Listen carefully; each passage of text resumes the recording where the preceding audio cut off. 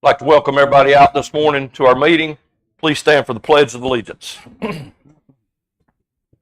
pledge allegiance to the flag of the United States of America and to the republic for which it stands, one nation, under God, indivisible, with liberty and justice for all. I'd like to welcome everybody out to the September 2022 meeting. Calling this meeting to order. Does any member of council have a conflict of interest or the appearance of a conflict of interest with regards to any item on the agenda? If so, please state at this time. Mr. Borman? No. Mr. Nern? No. Mike? No. John? No. All right. Moving on. Amendment and approval of draft agenda. Gentleman number one in old business, the budget amendment for the fiscal year 22-23. We'll be looking to move that to number 6 on the new budget. Right in front of, we'll move the fire department request down to 7. Does anyone else have anything else? No. No. No. No. All right. Do I have a motion to approve the draft agenda? So moved. Do I have a second? Second. All in favor? Aye. Any discussion? I'll go ahead. All right. Presentation, Chad Grimes, which I think the ladies. Okay. You're here. Go ahead, ma'am. You have the mic. Thank you. You got to get there. Okay.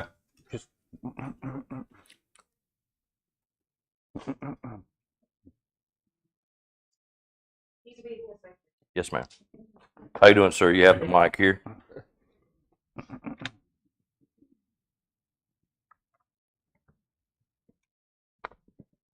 Good morning. Good morning, Good sir. morning. Thank you for being here. Absolutely. So I'm Chad Combs, NCDOT. I manage basically Southeast North Carolina. I've got a couple of members of my staff, and anyway, we're kind of lost with everybody today. So I'm just here to give you an update on Calabash River Bridge, and go ahead and get started. This project's coming up here soon, and basically a little bit about the existing bridge out there today. Existing bridge is getting close to 50 years old. 280 feet in length, 30 feet wide, 2 13-foot lanes with a foot shoulder. And just a number for you to keep up with, the bottom bridge elevation is at 6 feet. And 2 important terms right here, the existing bridge is structurally deficient and functionally obsolete. What does that mean? And this is a good picture here indicating why we're having to replace this bridge. This was during Hurricane Matthew here. We've had several other cases where it was either overtopped or close to overtopping.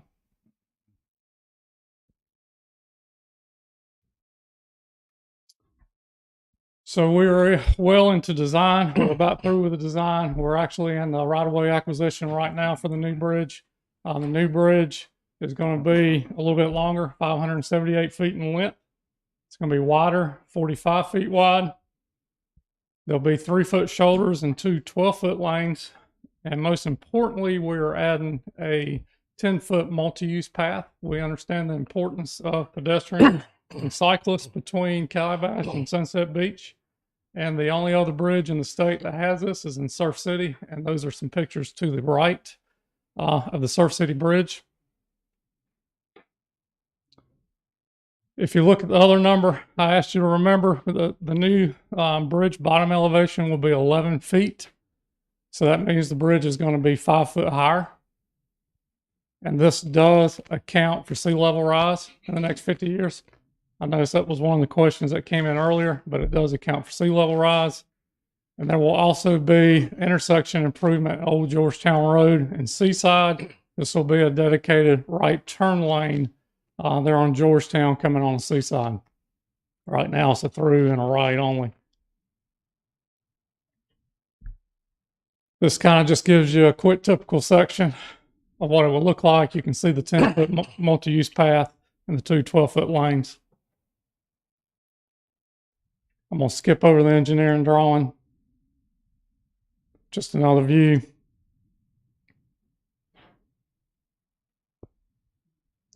Now, when we replace this, the bridge will be closed.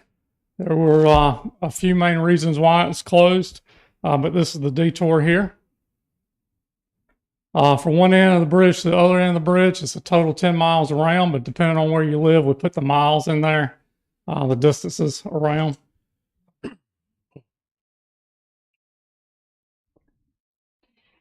So here's our current timeline on the construction. First of all, the cost is around $10 million for the bridge. There is a moratorium where you cannot work in the water. That comes from the environmental agencies. And that moratorium is from April 1st to September 30th when we cannot work in the water. So we're going to try to let this in May of 2023. That's coming up in this coming spring. The date of availability for the contractor to start work will be September. We want him ready before the moratorium. That way he can go out there and start working in the water. The total construction duration is 18 months, but we want to open the traffic by February 25, if not sooner. We're looking at alternative construction methods to try to speed that up. Right now, that is the best time frame that we have. It is very important because of the storms and the troubles we've had during the storms to do this as fast as we can. This is a very aggressive schedule. Couple other questions that's come in from this area here. What can be done to prevent sea trail from being the only cut through while the bridge is being replaced? We were actually going to put barricades that you see in that picture right there. And it says road closed to through traffic. This has been very effective in other neighborhoods, but those will be at the entrance. The locals will be able to drive through there. They will be set to the side, but this deters the majority of the traffic. Also, a question came in about a traffic light approved for Old Georgetown Road and Clubhouse Road, and no money. I will tell you, I do have over 100 locations just in my region that meets warrants for signals. There's not a dedicated pot for signals. However, we go through developments, safety monies, and we continue to try funding, and we will continue to try funding for that intersection. But it is not funded today. It does meet warrants, but we do not have funding today.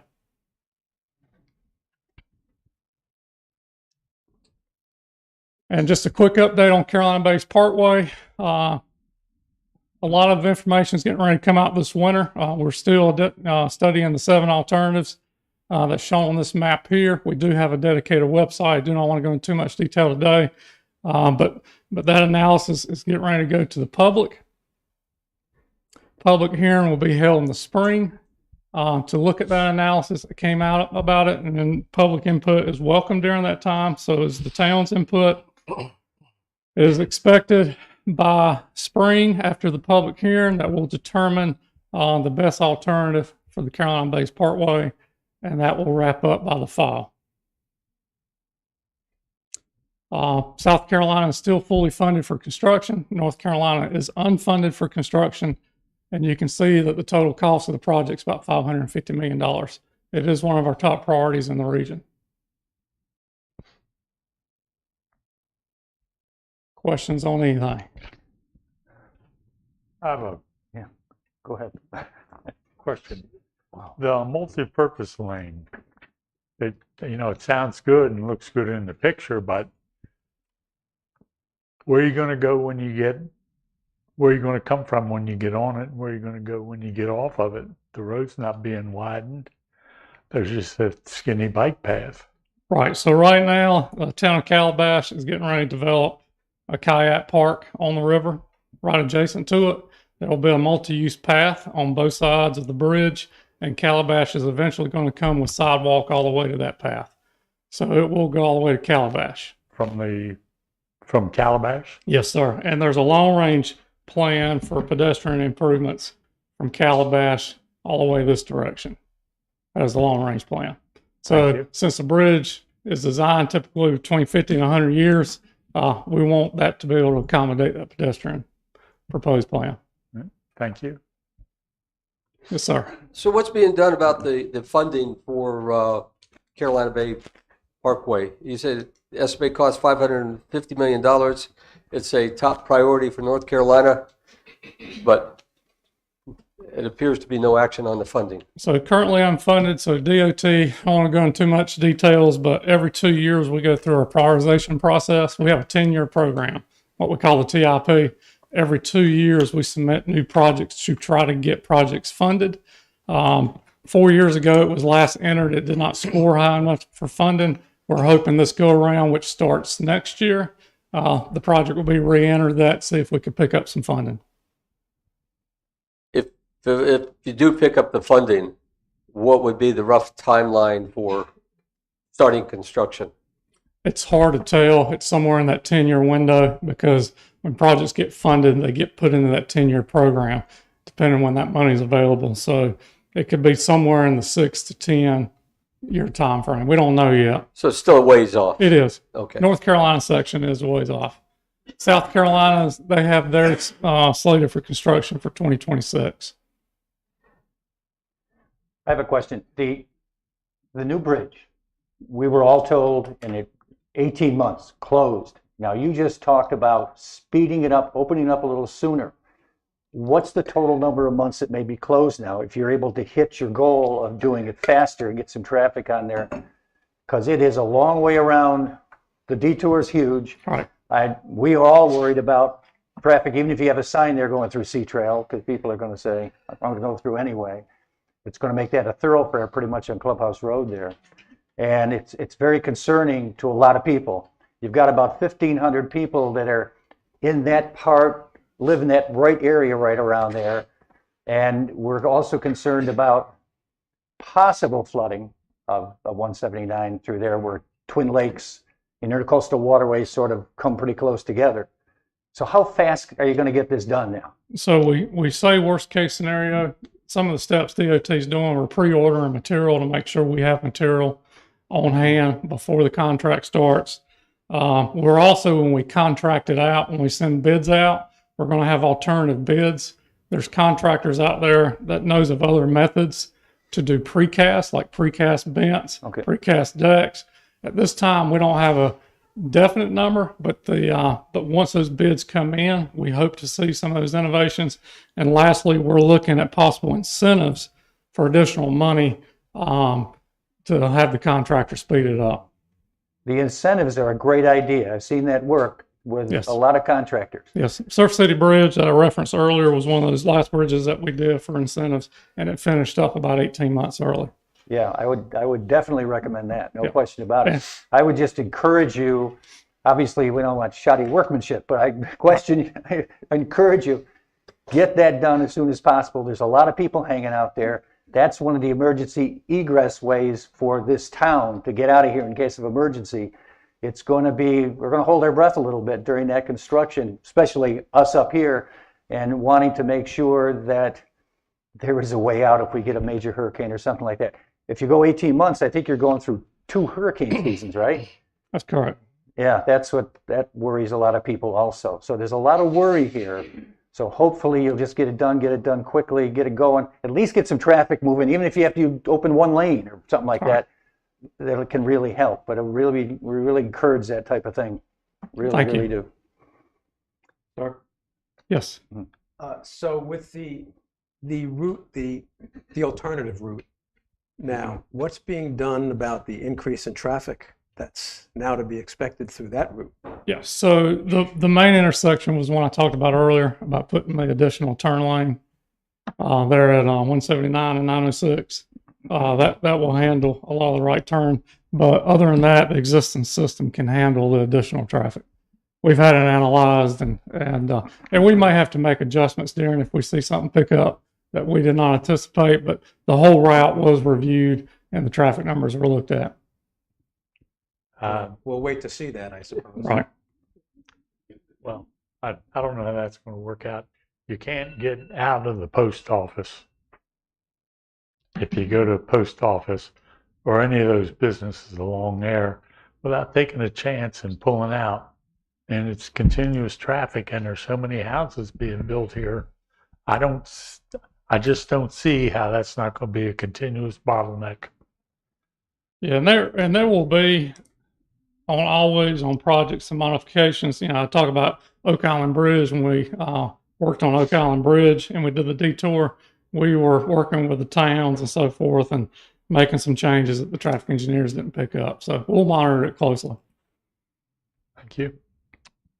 Yeah, we had Two other things that's sort of on the town agenda. One was NCDOT was evaluating the speed limit on Old Georgetown Road.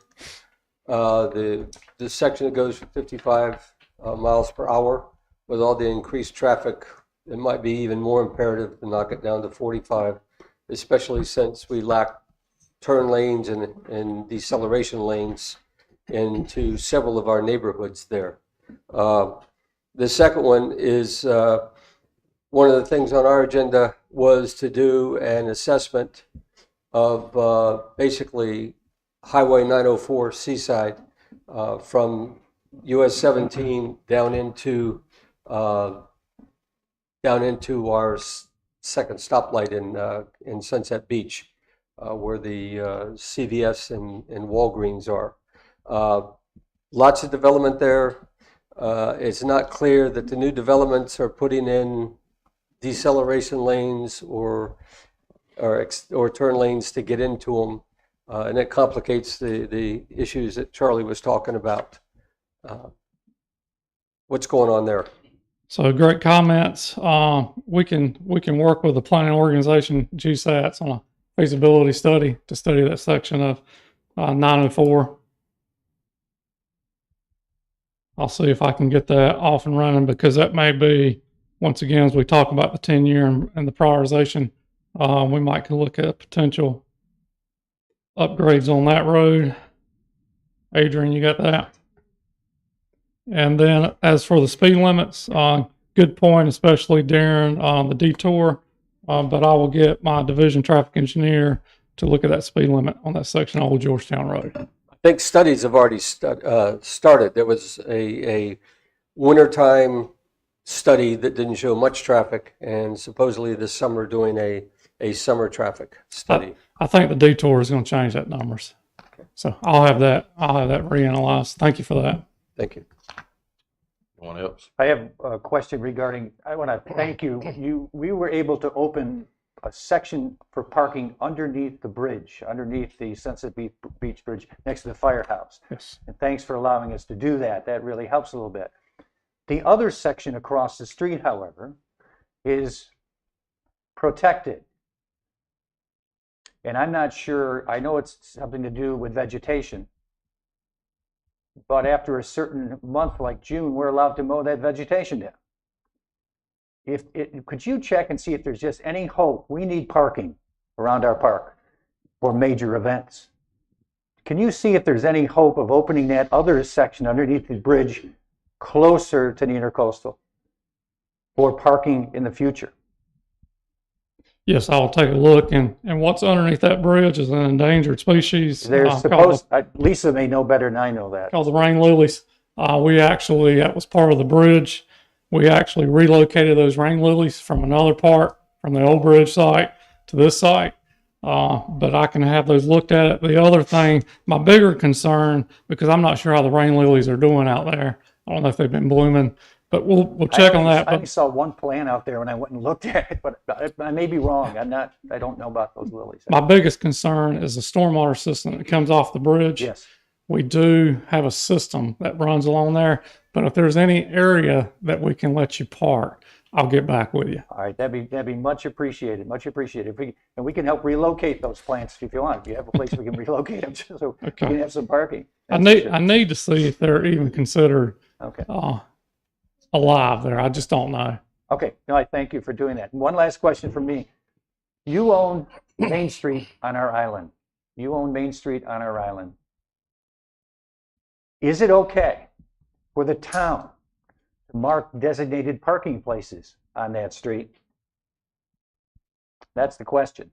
Can we designate parking spaces on Main Street, on the island? All It's right. a state road. So on every island that we have on, and in the division, parking always comes up. We will want to sit down with the town and go and look over what you want to look at parking. Okay. Parking is allowed on our right of way, but it's got to meet our safety requirements. You've got to have sight distances from driveways. Yes. Because you don't want somebody Yes. coming out of a driveway and can't see to the left or to the right. Okay. It's got to have distances and sight distances from side streets. And you also got to be willing to maintain where you're looking at wanting to park. Okay. But yes, DOT will look and consider. I just recommend put a rough parking plan together and then sit down with DOT. I'll have my reps and we'll look at it.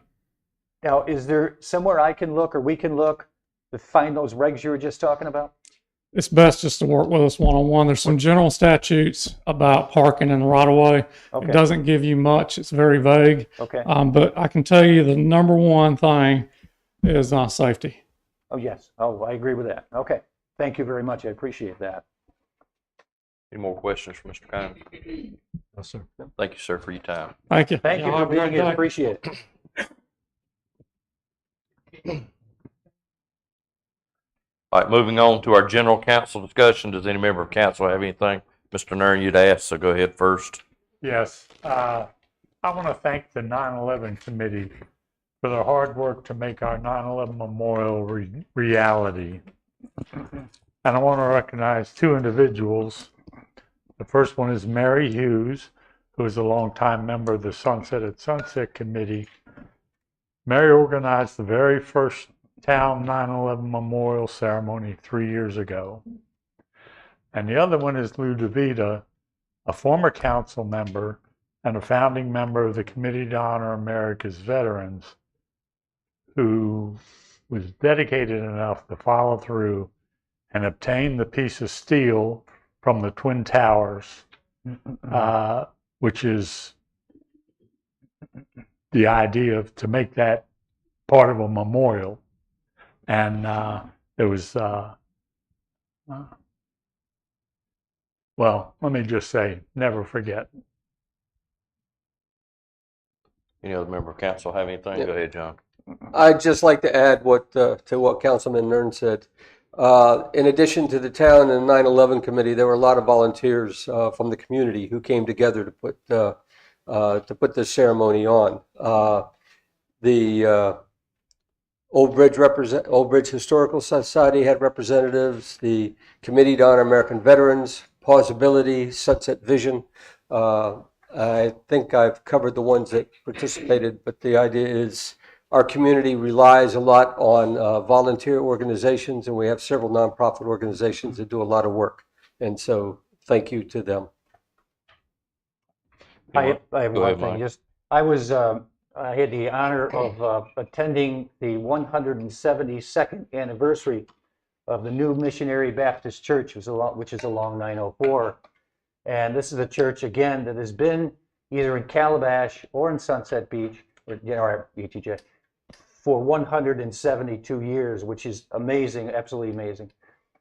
We took a proclamation to them. I spoke to the congregation. I even got one amen.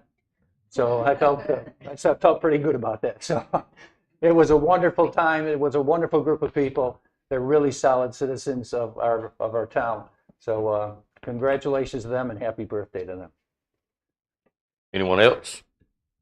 Not? Let's open up the public hearings. We got public hearings, land use plan, map amendment. Purpose of the hearing is to hear comments regarding a proposed map amendment to reclassify parcel 24200000954 to a split classification of mixed use and high density land use classifications. The staff report containing had all the information in it. Do I have a motion to open the public hearing? So moved. Do I have a second? Second. All in favor? Aye. All right. Public hearing is now open. Would anyone like to speak in regards to this? Go ahead, sir. Please state your name, address, and I'll have 3 minutes. I'll give you a courtesy, about 30 left. Thank so you. Good morning, Go Mr. ahead. Mayor Yes, sir. and town councilors. My name is Greg Barrett. My wife Jenny and I have lived at 204 Jonesburg Court in Sea Trail for 11 years. It occurs to me that the decisions you are about to make today will shape the future of Sea Trail for the rest of my lifetime, and probably yours too. It's become very clear that we are unlikely to get this opportunity again. You have heard from many of us Sea Trailers at recent council and planning meetings where we have overwhelmingly told you that we want you to support the text amendments for Sea Trail that will lead to positive changes we're looking for in our community. So I thank you for your support at the last meeting, but you can't stop now. Consider that if you vote no today, the convention center will likely never reopen for weddings, meetings, dances, holiday parties. If you vote no today, there will be no restaurants within Sea Trail for its 3,000 or so residents. If you vote no today, the golf courses will continue to shrivel and die. What a waste that would be. Instead, vote yes for a thriving community with fully functioning convention center, golf courses, and restaurants. Yes, restaurants. And vote yes to an increased tax base for the town of Sunset Beach. You, our 5 town councilors, including the 2 of you that live in Sea Trail, Mr. Hargraves and Mr. Nern, have a powerful opportunity to positively change the lives of everyone in Sea Trail today. I ask of the 5 of you, please don't focus on the negatives, focus on the positives.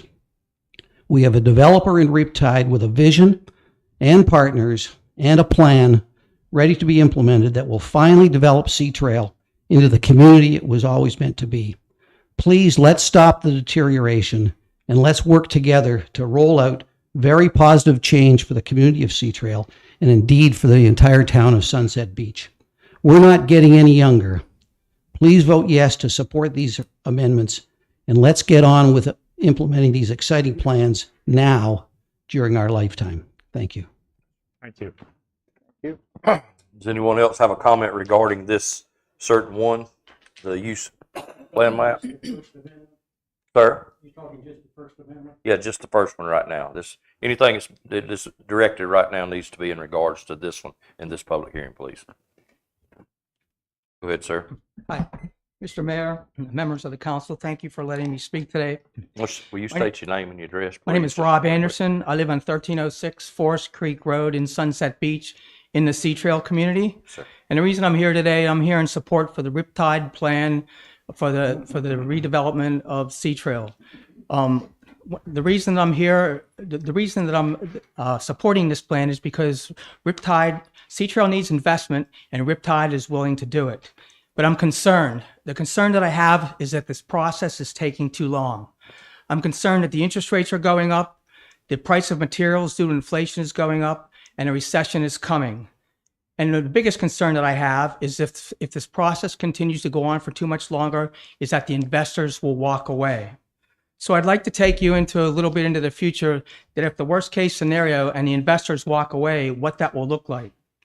We'll have golf courses that are struggling, and they will still be struggling, and they're desperately in need of investment.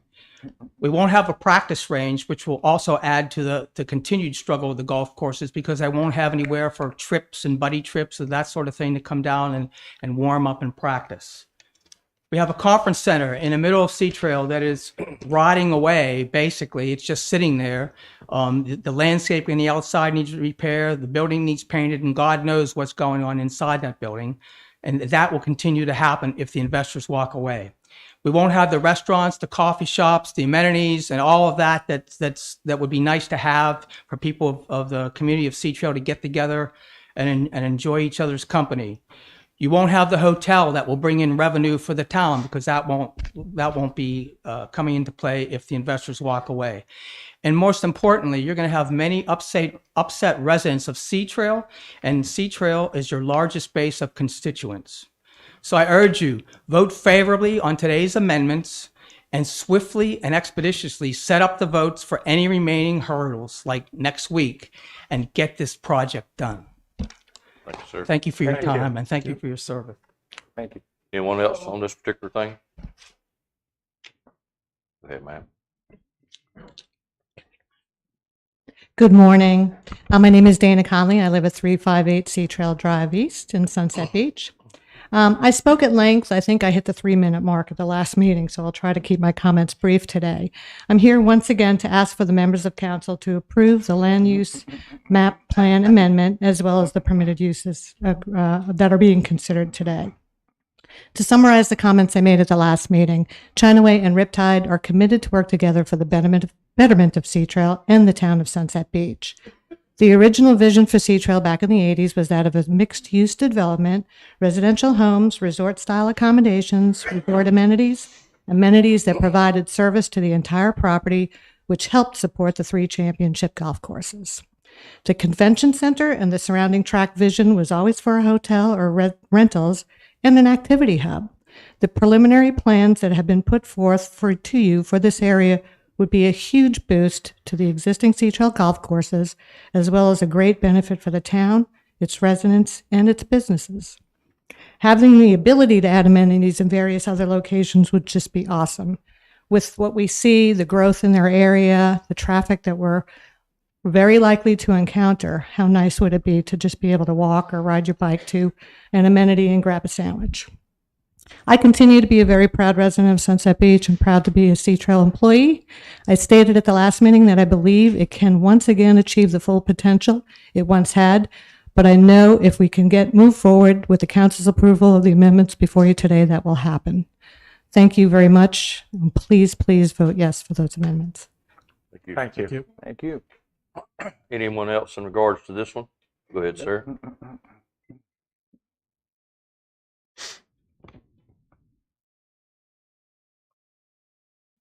Good morning.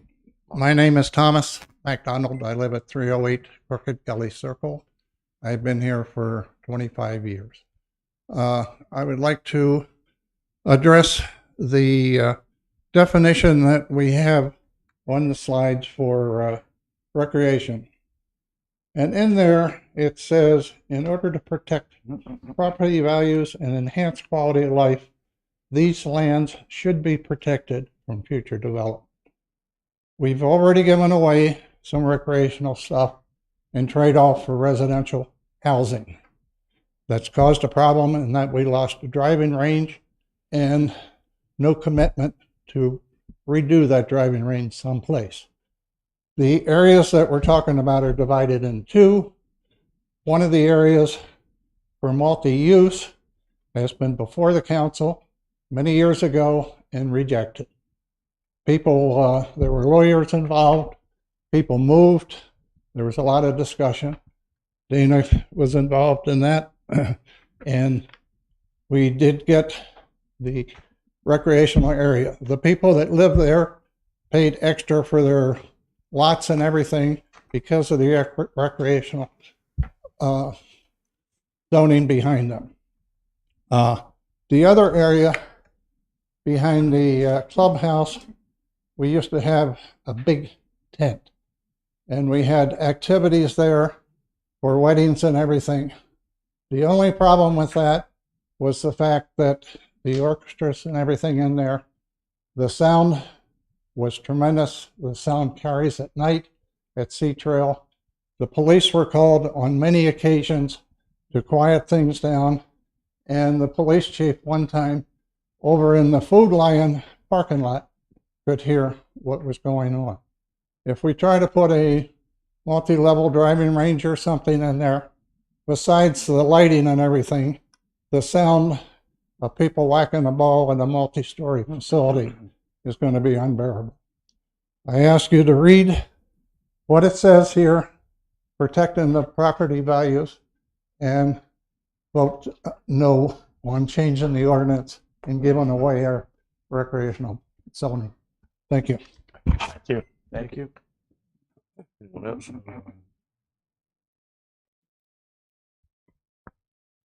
Good morning. My name is Tyler Newman. I work for an organization called BASE. It's Business Alliance for a Sound Economy, regional business advocacy organization. And we're really focused in Brunswick, New Hanover, Pender, and Onslow counties, the southeastern corner of the state, facilitating investment. We'd encourage your support of the land use plan changes in front of you this morning.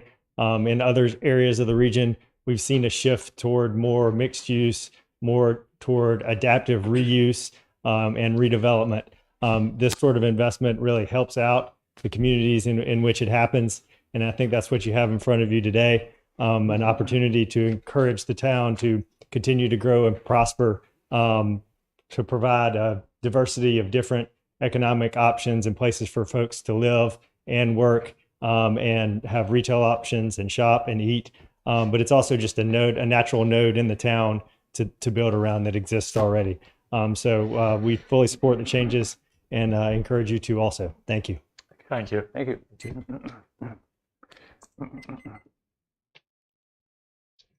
Good morning. My name is Parker Smith. I am the owner of 3 businesses within Sea Trail. We have a golf package company.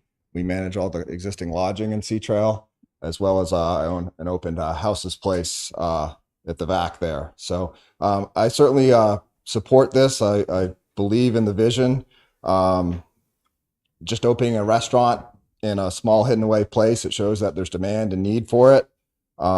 We are really challenged in that there's just simply not enough rooms. The rooms and the support from traveling golfers really allows for investment back into the golf course. The golf courses cannot survive alone just based on locals. And so that traveling play, if they can't stay here, they can't play here. And those traveling golfers come and go and they'll eat and drink, and that additional dollars, 54 holes is a lot of golf to fill. That money goes back into the golf course. I mean, the traveling golfers subsidize the locals so they can play inexpensively because they pay 2 or 3 times more what a local does. And there's a lot of maintenance that needs an expense that goes into the golf course that currently is not possible for the current owners to put back into the courses just simply because the money's not there. So just to kind of give you an idea, we're looking at, pulled some stats this morning. We are 250% ahead for next March as of this morning this year compared to last year. For March, we're 185% ahead for April. We're 83% ahead for May. And once we run out of rooms, we can't bring more golfers to the area. So the rooms are really the challenge.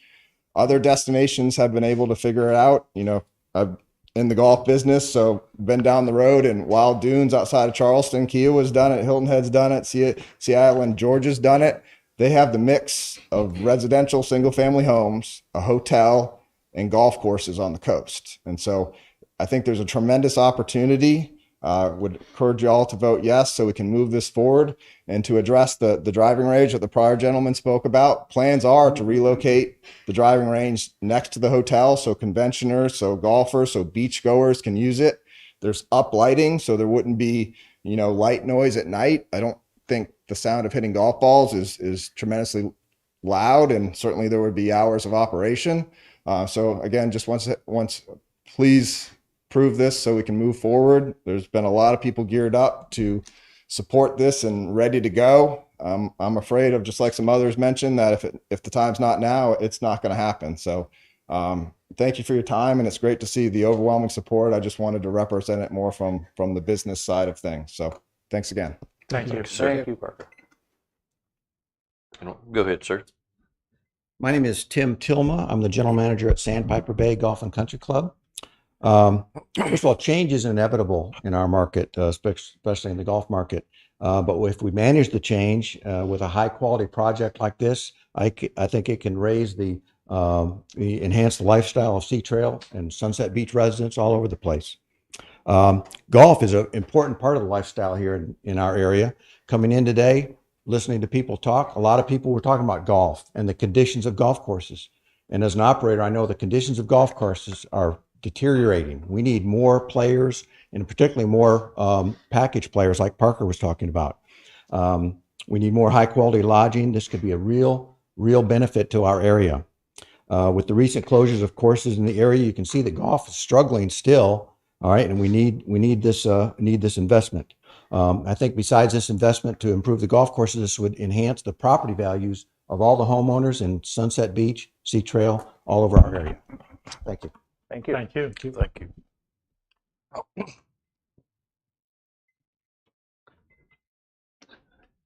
Good morning. Raise that mic up. Good morning. You're talking. Good morning again. Thank you for allowing me the opportunity to speak on behalf of Sea Trail and the redevelopment. My name is Mike Busaroni, and I'm the president of East Coast Golf Management. We work directly over the last 8+ years with Sea Trail in driving traffic, golf players down here in conjunction with Parker. We represent 5 other golf courses in the Brunswick County marketplace as well. I'm a golf professional. I've been a golf professional now 21 years. Hard to believe my first boss just spoke of 28 years ago, Mr. Tim Tilma. So we're a family. Being a PGA member is a very proud thing for me. Golf is our life. Bringing this hotel into the Sea Trail community, like Mr. Tilma and Parker, and many others have said, will continue to increase the experience at Sea Trail. Sea Trail, I can remember 20 plus years ago being there at weddings. That convention center is a big driving force to bringing other people into this marketplace. These people come in outside the marketplace. They fall in love with Sea Trail. They fall in love with the area. They want to move here. I would definitely encourage you all to vote yes on the redevelopment, and thank you again.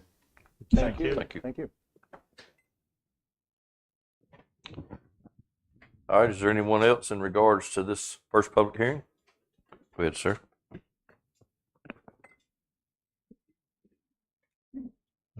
Todd Wilson, 424 Lakeshore Drive. My family and I have been residents at Sea Trail Plantation for going on 33 years. Today I stand here in opposition to Amendment 1. I feel that we need more transparency in what exactly is going to happen with that land. Exactly what kind of things are going to be put in place. What is the economic effect going to be if we are talking about putting coffee shops, ice cream shops, salons, restaurants, additionally inside Sea Trail to the existing businesses within Sunset Beach that do the same type of thing? I feel that, is it economically viable for these businesses to be open year-round in Sea Trail? Majority of the businesses in this town that survive close for the winter. A good portion of them. That's how they've succeeded. I mean, unfortunately, this town, it has a limited economy, about 4 months a year, basically, except for some businesses. A lot of them shut down, okay, because we're a summertime business. So therefore, I'm not against something. I just feel we need more information and find out exactly what is going to be put in place, what the plans are, exactly how it's going to affect the community and the surrounding area. Thank you. Thank you. Thank you. Anyone else on this particular item on the public agenda, a public hearing? Good, sir. Good morning. My name is Steve Miller. My wife and I reside at 140 Forest Walk inside of Sea Trail.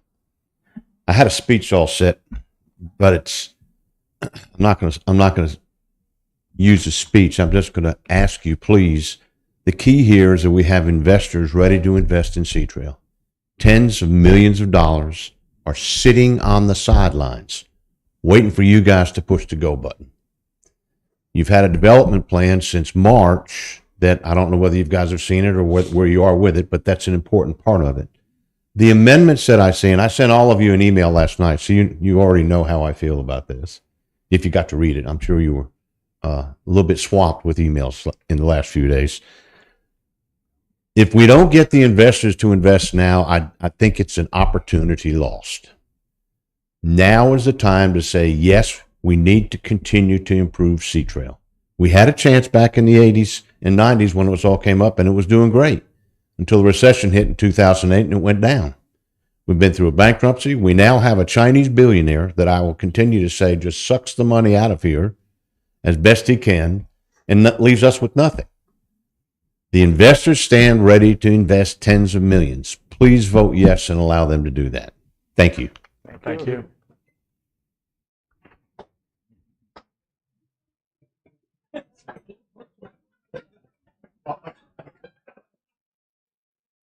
You can't do that. You can't do that. You can't do that. Good morning. How are you today? My name's Claire Yoder. I live at 300 Shoreline Drive West in Sunset Beach. My home is immediately outside of the walls of Sea Trail. So my backyard is one of the beautiful golf courses, and I am a realtor by trade. I've shared with you in our previous two meetings, I am in full support of the text amendments, and I would encourage you as a constituent and residents of the town to please vote yes. I would encourage that vote of yes support, not only for a personal residence and the beautification of Sea Trail, but also from a trade standpoint. Being a realtor, we have a multitude of individuals, both locally and out of state, out of town, who are always looking at what the best neighborhoods, what the best plans are within the town of Sunset Beach. And fortunately, with Riptide's leadership over the last few years, the amenities, the outline of the neighborhood, they have been able to stay in par with other beautiful communities throughout the Brunswick County corridor. However, without the support of the new ventures and the opportunity to create commercialized spacing, as well as opportunities to revitalize existing structures such as the convention center, those will no longer be able to be touted as being viable, great options for Sea Trail. So again, I am in full support of the text amendments. I would encourage you to vote yes. And I would also encourage you to formalize the development plan with Riptide so we can have these great investors invest in our community and in our livelihoods. Thank you. Thank you. Thank you.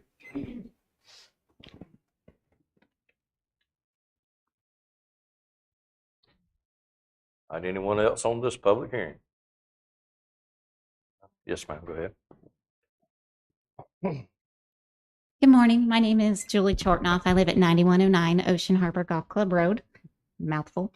I am here to speak in support of the text amendments. I've spoken at other meetings before. I've mentioned, the personal reasons of relocating to this area 7 years ago with a husband who is into golf, who's come down for golf trips and would love to be able to have his buddies come down and keep that money here in Sunset Beach.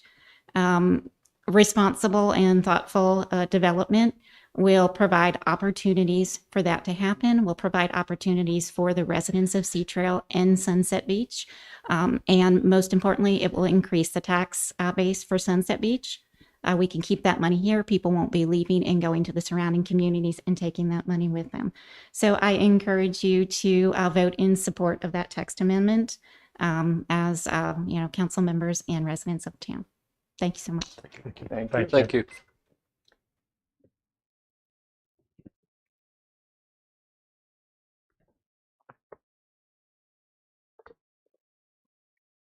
Good morning. My name is John Shirk.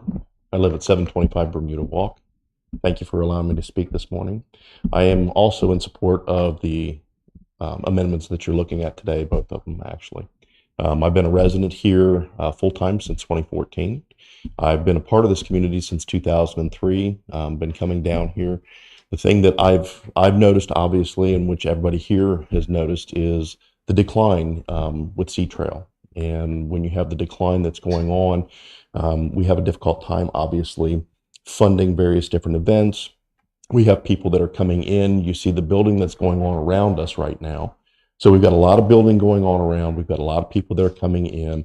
And the way that we're going to be able to fund the police, the fire, the services, all the services that we're going to have to take care of with all of this influx of people is to grant these amendments that we're looking at to revitalize Sea Trail, to bring the golf courses back, to go ahead and open it up to where the residents in Sea Trail can also enjoy the community a little bit better.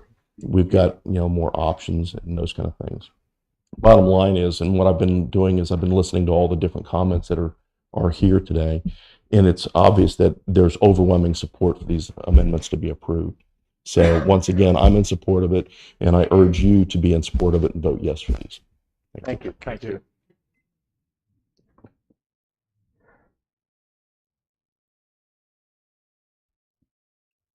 All right. Is that it? I'll wait clear. Go ahead. Remember, we got 3 more now if anybody's got something that's on different. So I'm going to let everybody speak. So I'm good. Go ahead, sir. My name is Mickey Smith. My wife and I, we live at 123 Forest Walk in Sea Trail. I'm going to make mine short and sweet. I could repeat a lot of the positive comments that have been made here today, but I'm not. I am going to say this, though. It gets down to trust for me. Trust, number one, I really believe in the past and present leadership of Sea Trails. Some of them you've heard speak. I also believe in Riptide because of what I have seen and what I've heard from them. And I really trust them to make this thing happen. The third thing I believe in is that I really trust this plan, and I think it's going to make Sea Trails greater. Please pass the plan. Thank you. Thank you. Thank you.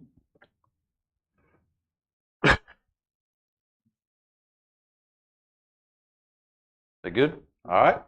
There's no more. I have a motion that we close this public hearing. So moved. Do I have a second? Second. All in favor? Aye. All right. Moving on now to the next public hearing, the UDO Amendment 606 EA MB2 District. Purpose of the public meeting is to hear comments regarding the proposed UDO amendments from Article 6 zoning districts, subsection 606 zoning district development standards, E MB2 mainland mixed use district. Required yards to reduce the front and rear yard setbacks. The staff reports here. Do I have a motion that we open this public hearing? So moved. Do I have a second? Second. All in favor? Aye. All right. Public hearing is now open. Would anyone like to speak in regards to this item? Got one. Go ahead, sir. Yes, sir. My name is Jim Tennant. I live at 641 Kings Trail Drive, Sunset Beach. Been here for 22 years, owned property for 30. I'd like to speak to the fact of the allowing commercial properties in the MR3, changing the UDO for that. This is a different one. It's a different one? Yeah, this is a different one here. Okay. That one will be coming up. This Okay. Forget I thought it was amendment Forget two. this one, forget the next one, it's the one after. Okay. Okay, no problem. Anyone else on this public hearing? No. All right. I move that we close the public hearing. All right. Do I have a second? Second. All in favor? Aye. Aye. All right. Now, public hearing UDO Amendment Article 7G Code Chapter 97 through 99. Purpose of the public hearing is to hear comments regarding a proposed text amendment for UDO Article 7 Supplemental Regulations Subsection 731 Temporary Uses regarding rules and regulations for special events within the town park and town limits, and General Code Chapter 97 Streets and Sidewalks, Parades, and Special Events to remove the special event language that is being deleted and transferred to the UDO, and General Code Chapter 99 Town Park Regulations to remove guidelines for insurance language that is being deleted and transferred to the UDO. Do I have a motion that we open up this public hearing? So moved. Do I have a second? Second. All in favor? Aye. All right, this public hearing is now open. Does anyone have any comments in regards to this public hearing?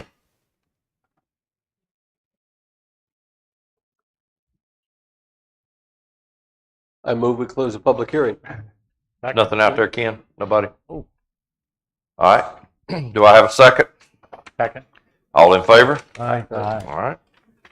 1 second, a lot of papers on that one.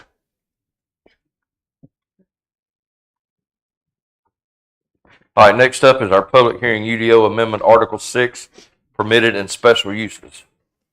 The purpose of this public hearing is to hear comments on a proposed UDO text amendment for Article 6 zoning districts, subsection 604, table of permitted special uses to add various uses as permitted by right and with supplemental regulations by adding Article 7, supplemental regulations, subsection 737, neighborhood mixed uses. The staff reports here. This public hearing is now open. Do I have a motion to open it up? So moved. Second? Second. All in favor? Aye. Why don't you go first, buddy? Okay. You're getting your exercise. I'll get the right one this time, maybe. Yes, sir. Name is Jim Tennant, 641 Kings Trail Drive, Sunset Beach. Been here for 22 years, living here, and 30 years I own property here. I am speaking against changing the UDO to allow selected parcels to be changed to commercial in the MR3 district because we don't need sandwich shops, ice cream parlors, things like that coming into Sunset Beach or into Sea Trail. And I don't think any way you can just set up 10 or 15 different types of things to come in and be legal and it would stand up in its court. And I would ask the town attorney if he's looked into this, is it legal to do that? And would it stand up in court if someone challenged it? To say it can only be certain things in there.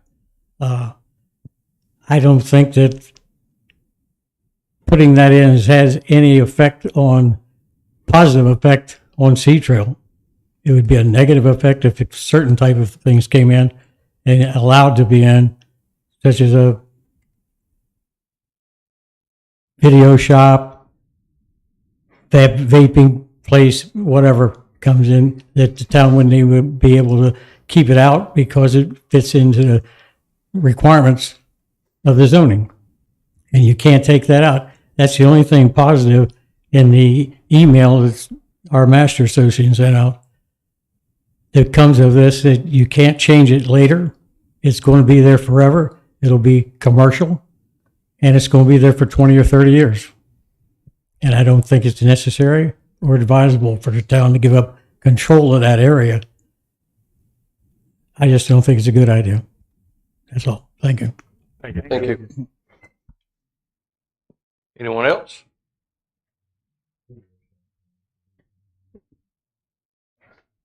And there won't be no tattoo parlor neither. Show them. Oh, I got them. Thank I you wish for there that. was. You put it over here where I live. Go ahead, ma'am. Good morning. I'm Roz Dolan, and I live in Sea Trail. I've written a speech as well, and I'm just going to get rid of that. I do agree with most of the comments that have been said here. I especially agree with what Mickey Smith said about trusting Riptide. We have worked very closely with Riptide. They have done a lot for Sea Trail so far, which they didn't have to do, but they got involved with projects and did everything working with us at their cost. So it really helped the Sea Trail kind of accomplish some of these projects that we were looking at. I think the biggest thing is that, development around here is a dirty word. But we need certain development to support the infrastructure that's currently here in Sea Trail. And that may not be all of these, a lot of different little shops, but what we need are the businesses that are being talked about over there, the hotel and the driving range, to support the golf courses. There's been a lot of discussion about the golf courses, and they say, well, they can't develop them with houses. That's not the point. The golf courses need to financially survive. And if the golf courses don't financially survive, then Sea Trail will go down. So that's our biggest concern. The other concern I have is the development agreement. I understand that it was presented to the town 6 months ago, and the town council has not seen it yet. So my question is, why is there such a delay? This is not a big city. It's not a big government. So I'm hoping that this process can be expedited so that we can move forward with the team that Riptide has put together of investors to make this happen. So thank you for the town council for considering this. Thank you for everything you do for our town. We really appreciate it. Thank you.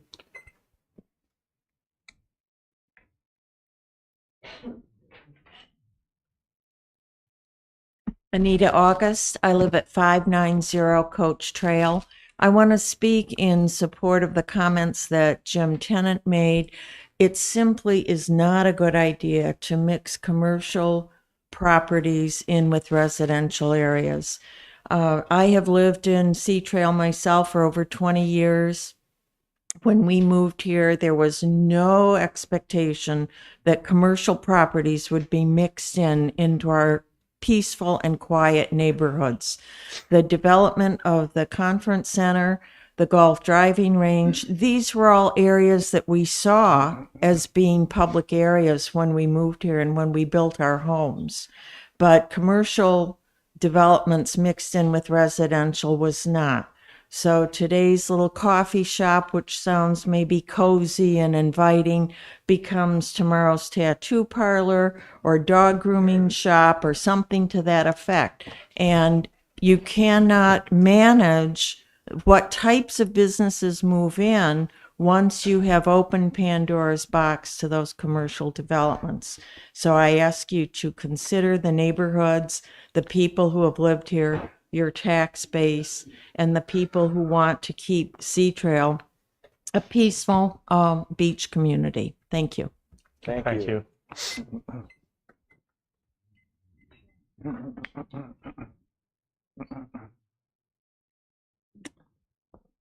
Good morning. Thank you for the opportunity to speak this morning. My name is Wayne Hellman.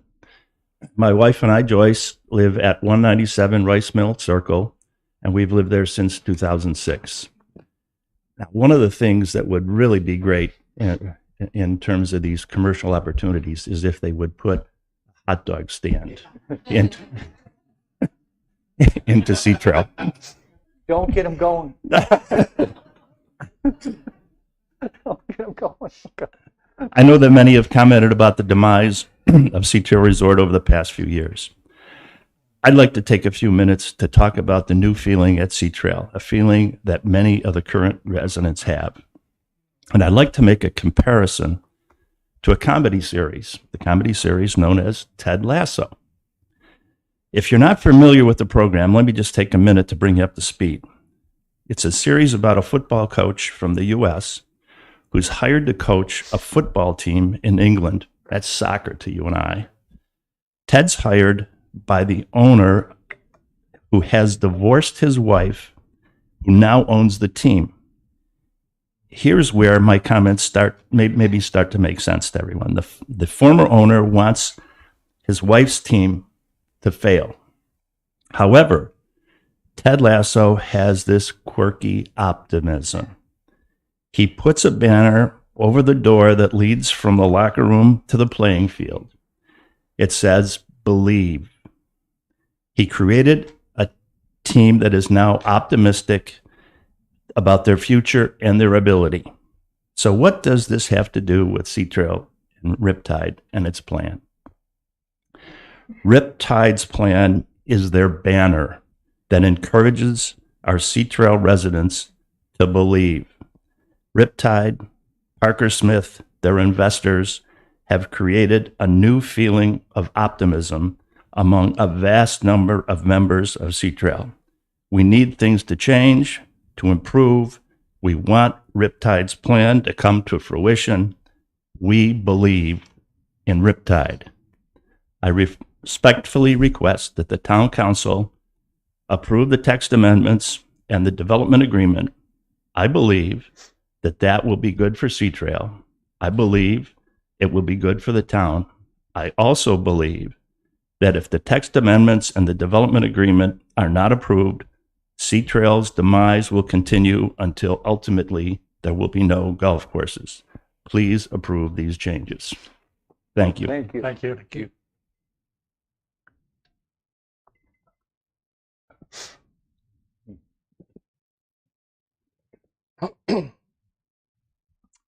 My name is Lawrence Hirshoff. I live at 219 Barony Place Drive, and I am speaking as a resident of Sea Trail.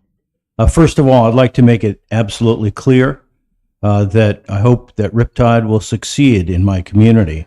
I'm pleased to note that Sea Trail has improved, other than for the golf courses, since Riptide got involved.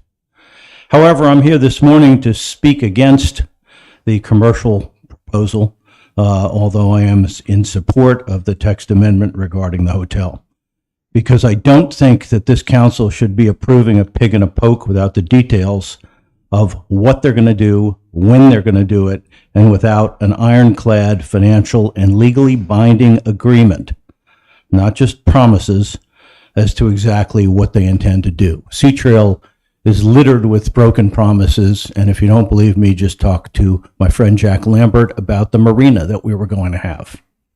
Okay?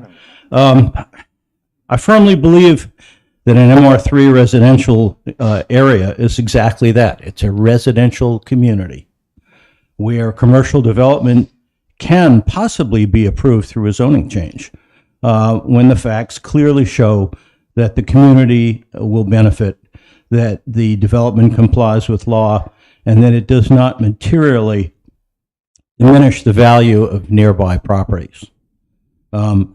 We actually do have a process to do that. And contrary to the prior statement of Riptide's attorney, this actually does allow public comment from parties in interest in a public forum. We already have many areas in Sea Trail with commercial zoning, although they're seriously underutilized today. We actually do have a restaurant operating today, notwithstanding what you may have heard. We have quite a few properties nearby Sea Trail that are commercially zoned.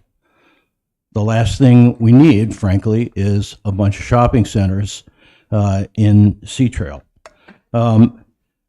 There's a spot at the entrance to Sea Trail on Old Point Road far away from residences and accessible from a well-traveled local road that might well qualify for commercial development.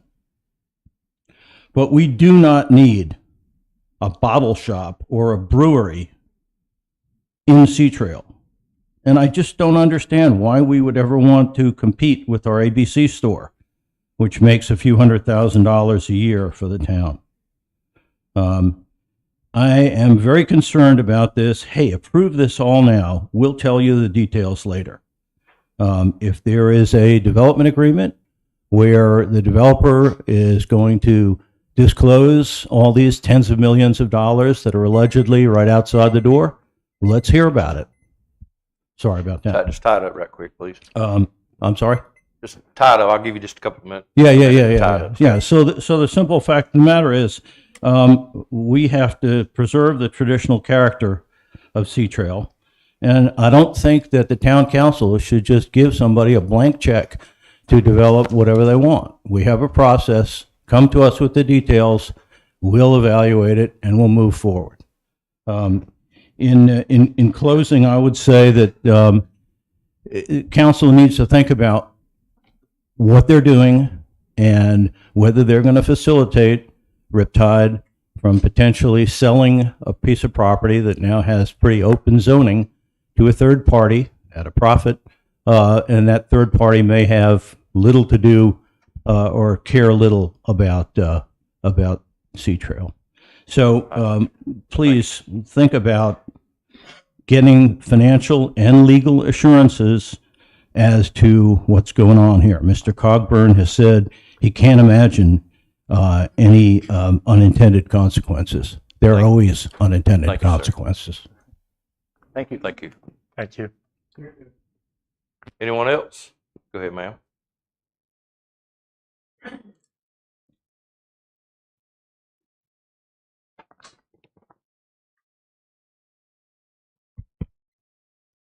Karen Joseph, 915 Sandpiper Bay Drive.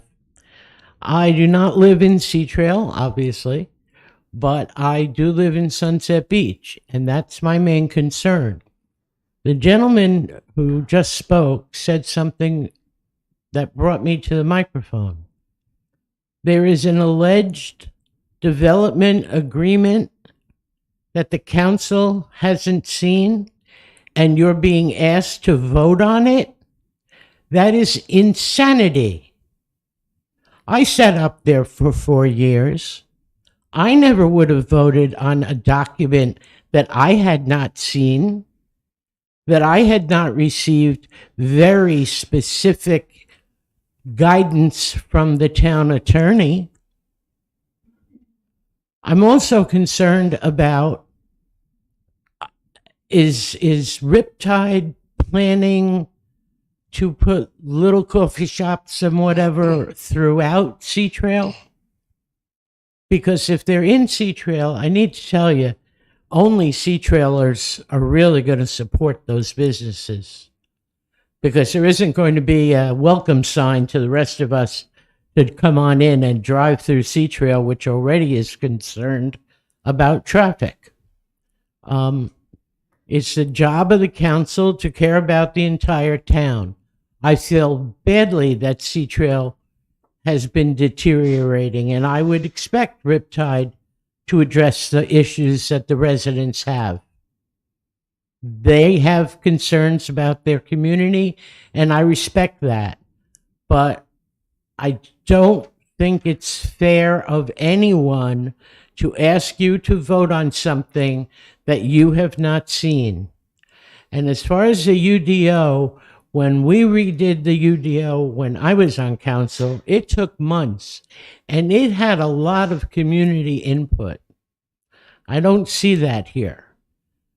I see residents who have been reached out to by Riptide. I don't see a lot of residents who weren't at the cocktail party. So know that you do have some support, and I know that you'll do the right thing for the town of Sunset Beach. Thank you. Thank you. Next. Pick around, Ken, see if there's anybody coming.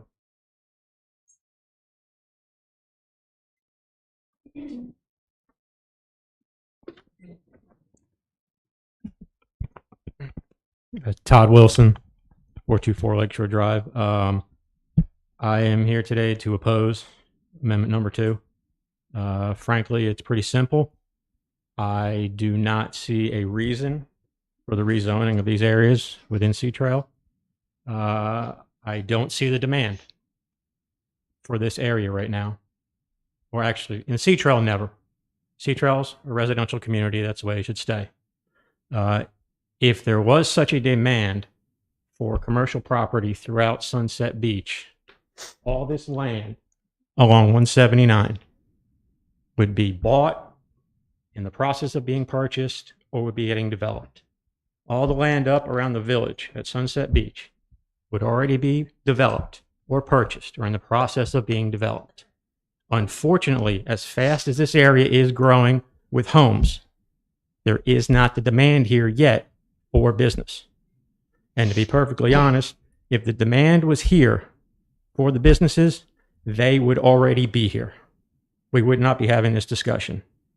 Businesses similar to sports, where you hear a lot about analytics.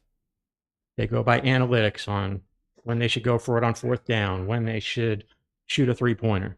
Businesses have their own analytics. In doing some research on this, I found one thing that is basically the line in the sand when it comes to businesses. Okay? They care about one stat: traffic. They want to know how many cars are going to pass by a location every day. And they have found that there is a number that they need to have to make that business financially viable. And having looked at multiple businesses, nationwide businesses, franchises, they say you need 25,000 cars a day to pass by your location. And that's the baseline to be financially viable. Okay? Looking at the current numbers in Sunset Beach, specifically just here on 179 for the annual average traffic count, the number of cars on 179 would have to increase each day by 350% just to reach that baseline. Now, I'm not saying it will not happen down the road, but what I'm saying is right now, the demand just is not there. People want things. Everybody thinks it would be great to have this, great to have that. But right now, unfortunately, the demand in Sunset Beach is not there. Okay? Now, as far as will it be there? Yes. Inside Sea Trail. Tied. Got this minute, it's tied up. Okay. Okay. Inside Sea Trail, I don't see it working. There are many examples. You can go up and down the coast. Landfall. Landfall has Landfall Shopping Center outside the community. Porter's Neck Shopping Center outside the community. Brunswick Forest. If you go to Wilmington, you have to drive through their business district on Highway 17. Barefoot Resort outside the community. Grand Dunes outside the community. Thank you. Thank you. Thank you. Give me a peek, Ken. Okay. We good? All right. Do I have a motion to close this? So moved. Do I have a second? Second. All in favor? Aye. All right. Moving on now to the public comments on agenda items only. Anybody like to start this one off? Or does anyone have anything? Go ahead, John.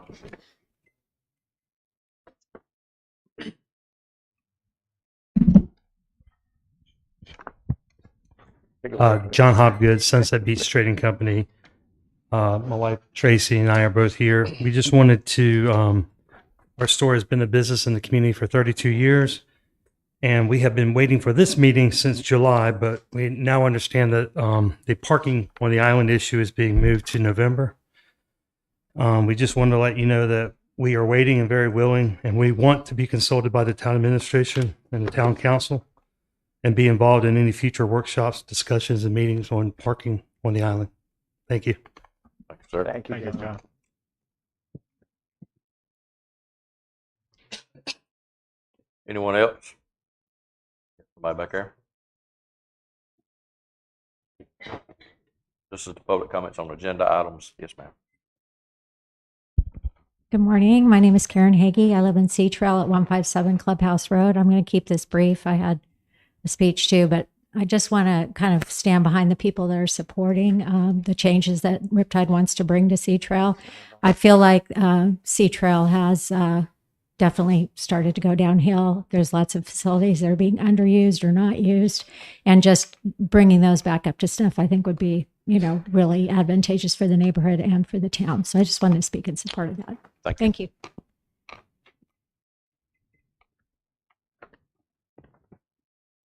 Anybody else on agenda items?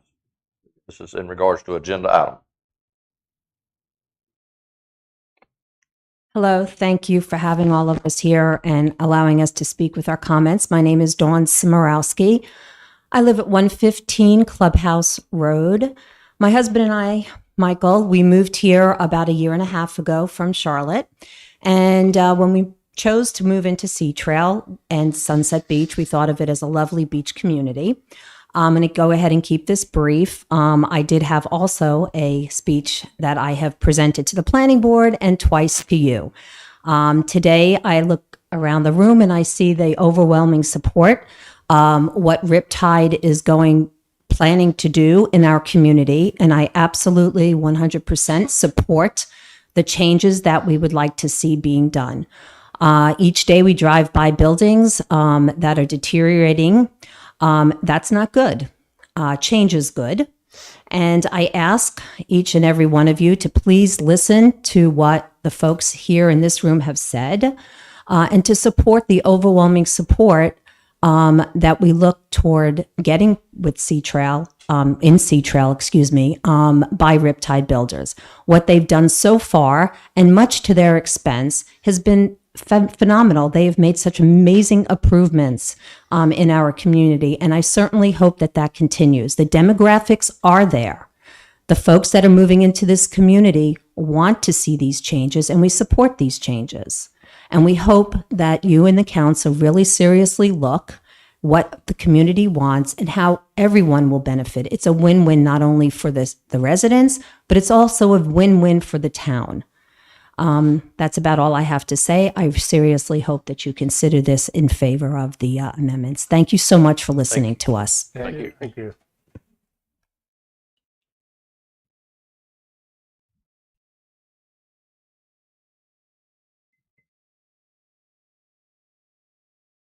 Hi, Sylvia Chester, 296 Camellia Court, Sunset Beach. Been here about 6 years. We fully support Riptide's plans. We moved into Sea Trail and everything's just continued to deteriorate. Somebody mentioned, well, we have enough businesses. Well, go in the middle of the winter and go try to get a cup of coffee somewhere. There's nowhere. The restaurants during peak season are full. If you want to get a reservation, you can't get them in some of them. You can't even get in half of the places. So we fully support additional development. We believe in Riptide. We believe in what their concept is and what they want to do. The convention center, it's deteriorating. We don't have enough meeting space. I play Mahjong. We have to scramble for rooms. We get booted out of this if there's a funeral or other function. We need more things within Sea Trail, and we fully support it. Thank you. Thank you. Thank you. Anyone else on agenda items? Go ahead, sir. The last one. My name's Randy Warren. I live at 204 Verity Place, right next to the Jones 15 Green, which I'm watching deteriorate as the days go by. If my whole focus here is to get a better golf course, if it takes improving the two text amendments here or whatever is being produced today, then that's what I'm hoping for. If it takes that to approve that, for them to get the commercial and whatever else they need to make that happen, I want a better golf course, and that's my whole gist here. Thank you. I support. Thank you.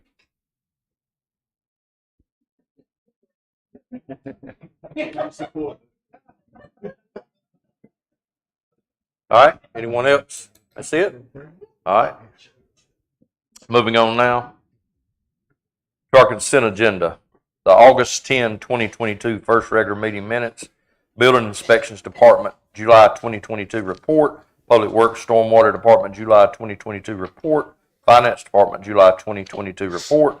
Planning Department, July 2022 report. Fire Department, July 2022 report. Police Department, July 2022 report. Does any member of council have any questions for any of our managers in these departments? Go ahead, John. I just have a comment. I would encourage everybody to go through the agenda and read the items on the consent agenda. Look at each one of the departments.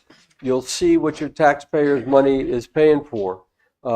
This month, it's been consistent for a long time, but an extremely high number of activities from every one of our departments, and it's all itemized in a report. We don't need to talk about it here, but our town staff and departments are doing a great job. Thank you. Any other council member got anything? No, sir. No. All right, if not, do I have a motion to approve the consent agenda? So moved. Do I have a second? Second. Do I have any questions? Any comments? All in favor? Aye. Aye. There's no opposed. Moving on to our town administrator report. Go ahead, Lisa. Thank you, Mayor. I just have three things for you. Just a reminder that the recycling program is, renewal is nearing completion. September 30th will be the last day for late enrollments. If you've not renewed your recycling for the year or signed up, we encourage you to do so. Just need to call Town Hall and contact Norma. The Sunset at Sunset is scheduled for Saturday, October 1st, beginning at 10 a.m. This year's event will be held in the town park. A couple of things to note.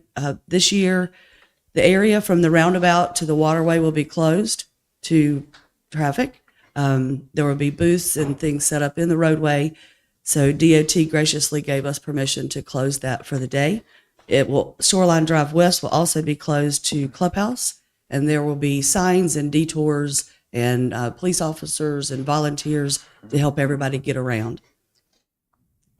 The last thing I have is that it really saddens me to have to announce that Chief Paul Hassemeyer has decided to leave Sunset Beach. His last day is October 5th. So if you have an opportunity, stop by and congratulate Paul on he's moving on to bigger things. We're not sure that it's better, but it's probably better for him. I am very pleased to announce, however, that Deputy Chief Childress has accepted the fire chief position, and Deputy Chief Adams has accepted the deputy chief position, and we'll be looking at the community risk reduction and beach patrol position in the coming months. Any questions? Anything else? Any member of council got any questions for Ms. Angman? No. If not, we're going to call this for a 3-minute break. Charlie, go.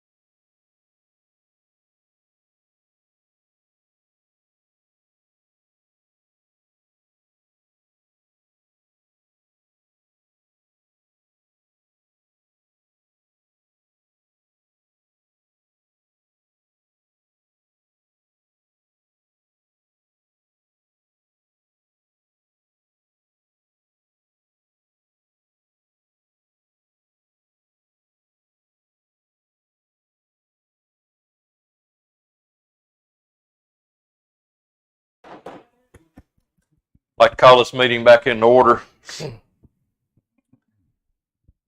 All right, Mr. Chad. Now is our planning board UDO rewrite activity report. Chad, you have the floor. Good morning, Mayor, Board. Thank you for today.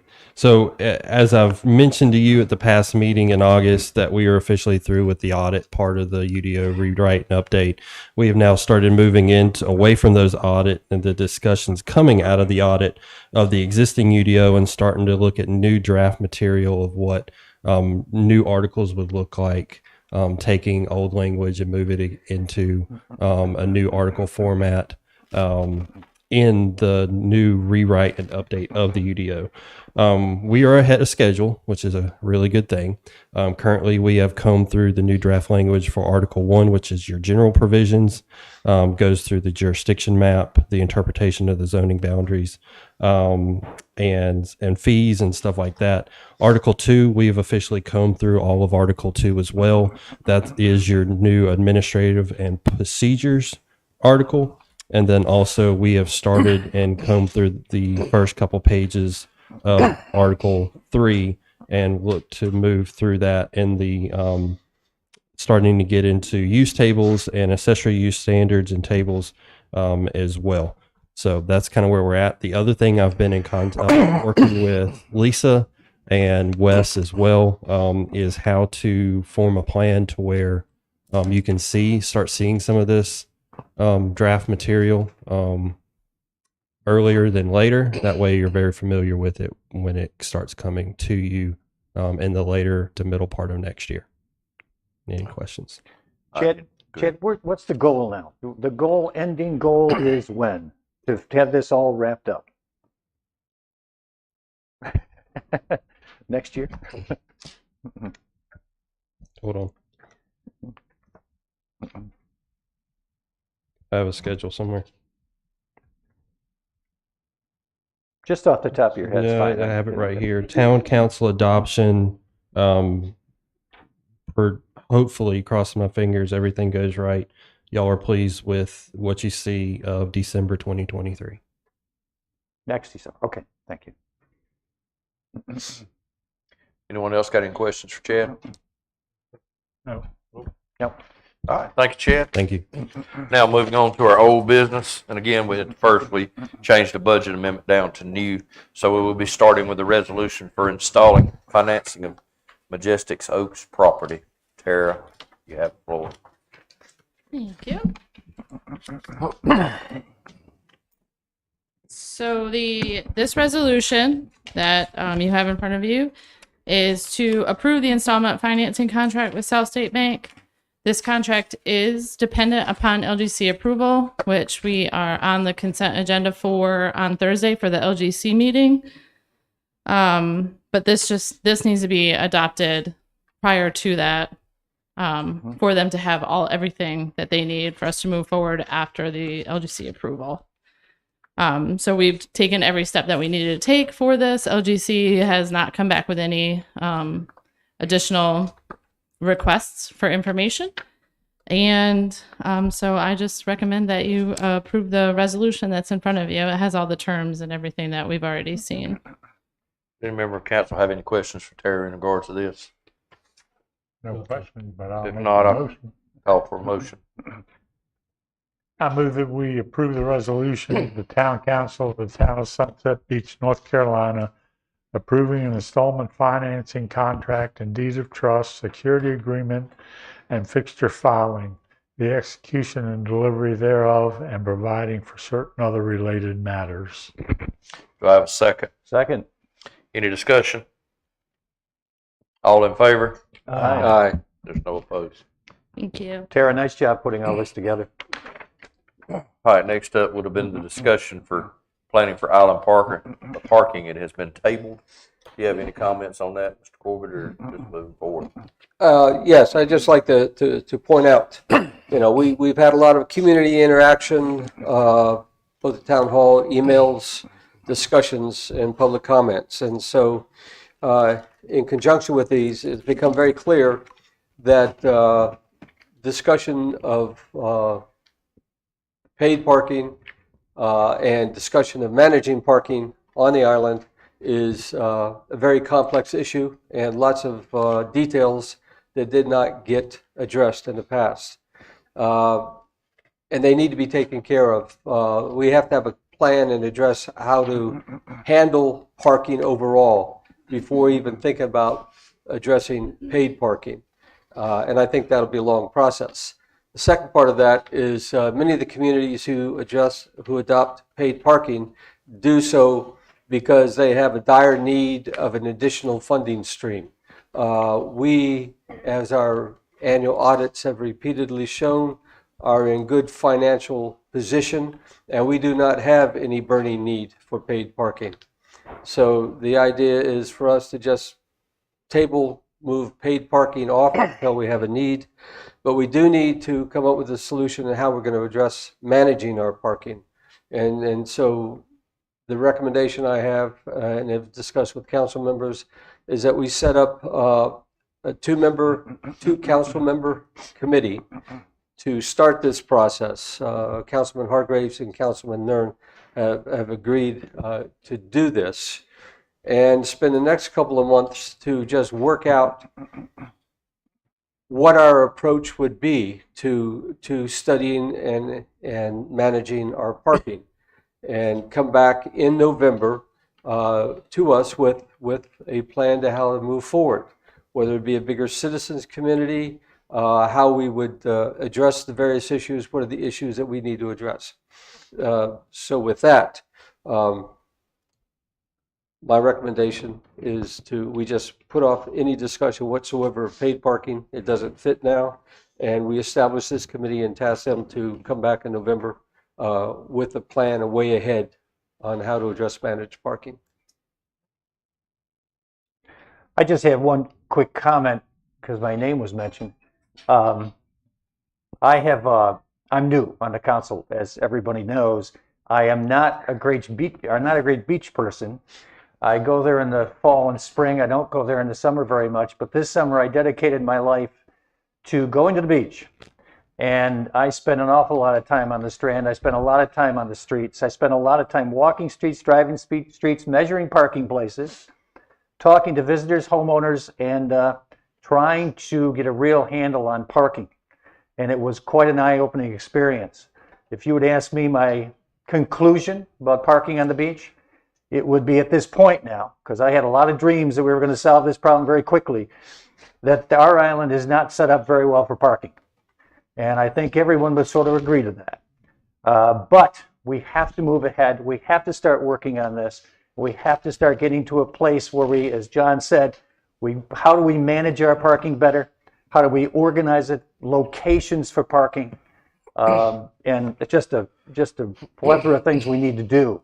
And so we've got to get going, but we can't rush to judgment on this stuff. That's another one of my conclusions. We've got to do this right. And I know the people who live off the island still come to the island and have trouble parking and still have their concerns, and I hear about it. I get emails every day. But keep sending the emails.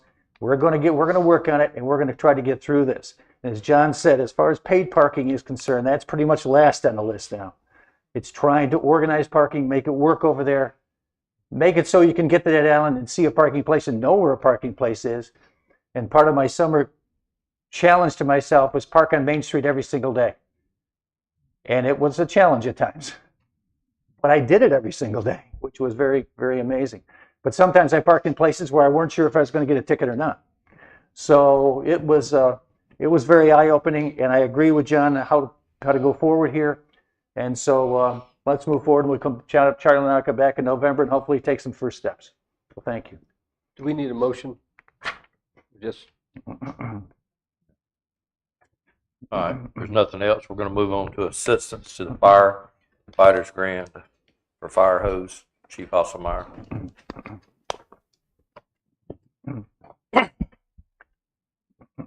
All right, good morning. This is kind of laid out in your agenda item there. We received funding for the AFG grant program a couple weeks ago. The challenge, and we have two options, and whatever council's discretion is, I'll move forward on that as quickly as possible. when I wrote the grant several months ago, the price for fire hose was one thing.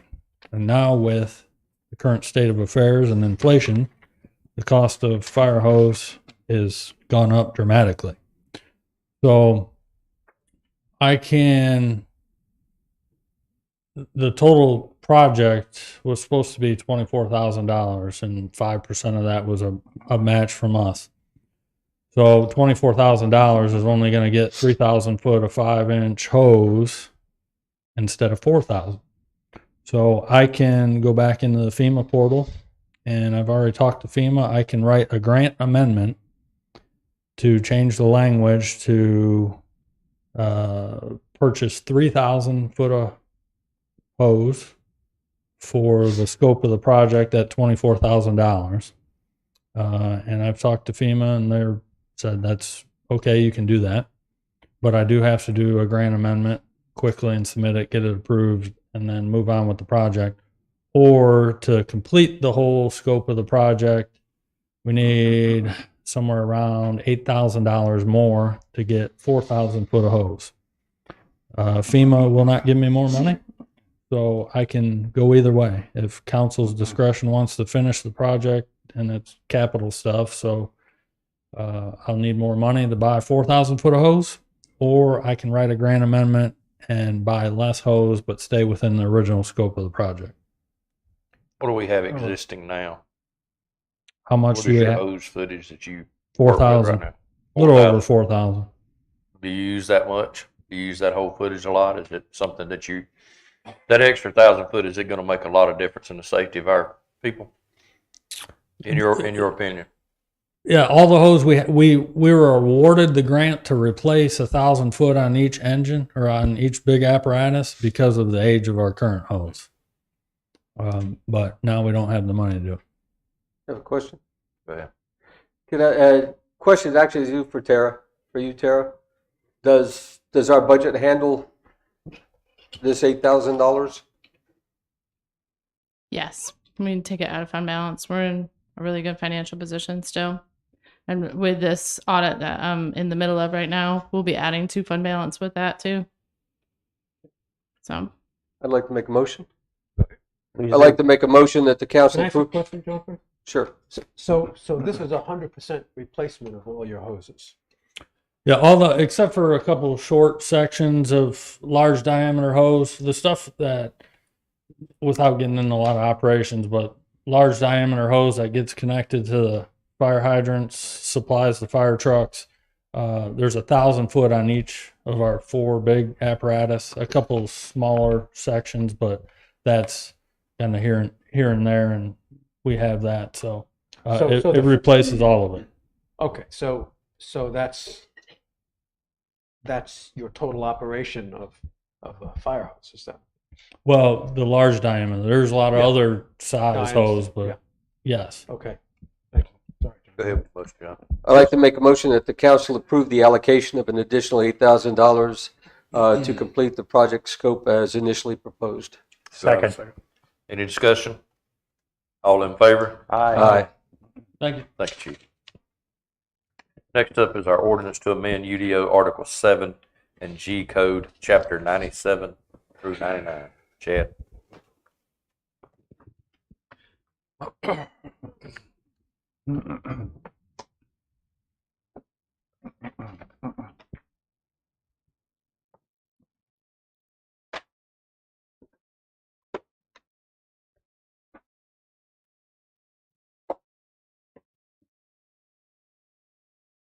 Have a lot of stuff. So my apologies. Paper. Paper.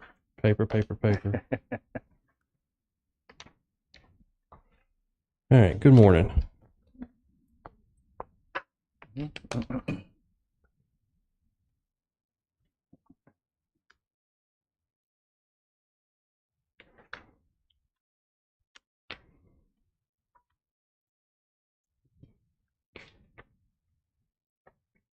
think we're on packet page 18, going into 19. Is that correct, John? Is that correct? Agenda packet 19. All right. All right. This is a text amendment to Hold on 1 second. Okay.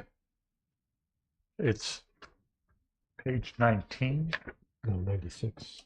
I have 96. 96. J5 96. Packet page 19. He's directing you back to the staff report that was Okay, included in the public hearings for the details. That's my Okay. All right. Okay. All right. So this is a text amendment. This is a general. We're looking to a report to modify the Town of Sunset Beach's Unified Development Ordinance and General Code by merging the UDO and Town Code regarding the temporary and special events within the Town of Sunset Beach. On July 11th, staff sought direction from the Town Council to take an amendment to address the contradicting codes and ordinances that exist between the UDO or Unified Development Ordinance and the Town of Sunset Beach's General Code. During the July 11th Town Council meeting, Council unanimously approved the direction of staff take an amendment to the Planning Board addressing temporary events. This text amendment will amend Article 7, Supplemental Regulations 7.31, temporary uses, planning and temporary uses. Planning staff is addressed any parking issues by language in Article 9 in the Performance Standards section 9.09. Each event will need to provide a parking plan demonstrating the adequate parking when available. Along with the parking plan, if on private property parking is proposed and want to be used, then the applicant will need to provide a signed letter from the property owners. Staff will also adding a language to allow special sales and temporary flea markets more than 7 consecutive days or 2 consecutive weekends. We will be adding 26 total days or once a week for 26 weeks, potentially a year for annual events. The town's general code brought multiple department heads and to commit and address each event that sought a permit to operate. The UDO is having the TRC procedure, adding language to the UDO to put that procedure in place for temporary events as well. Adding language to the UDO administrator would be reviewing temporary events and specifically to temporary markets may be reviewed by the TRC for completeness and compliance. For events in the park, a reference to make sure the park rules are applied to Chapter 99 in the Town Code. That Chapter 99 does reference the Article 7 in that as well, so it's referenced to where you have cross-reference to make sure that each rules are applied to where they need to be. And that the UDO administrator will have the power to revoke a temporary use permit if the standards of this article are not maintained. So in section 0.31, I'm adding language addressing and relating to Article 9 in the standards of 7.09 of the off-street parking space requirements. In accordance with that, I am requesting a signed letter from the property owner or designee shall be required if event parking is on private property.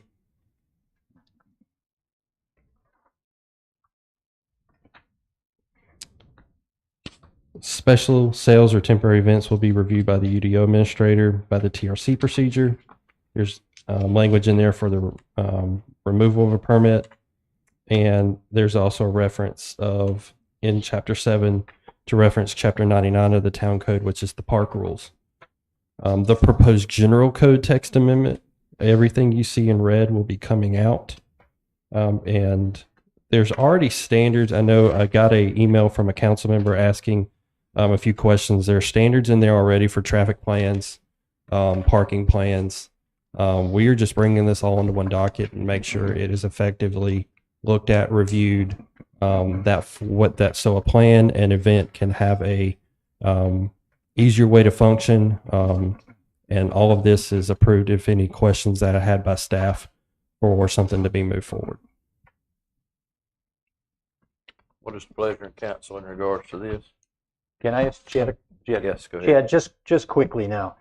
Obviously, for those out here, there's a lot of reading there, but for those out here, the attempt is to consolidate, correct? Yes, correct. Consolidate the various rules and regulations for special events inside the town of Sunset Beach, whether it be Sunset at Sunset, whether it be the market, whether it be whatever, bring them all together in documents that you could easily give to someone applying.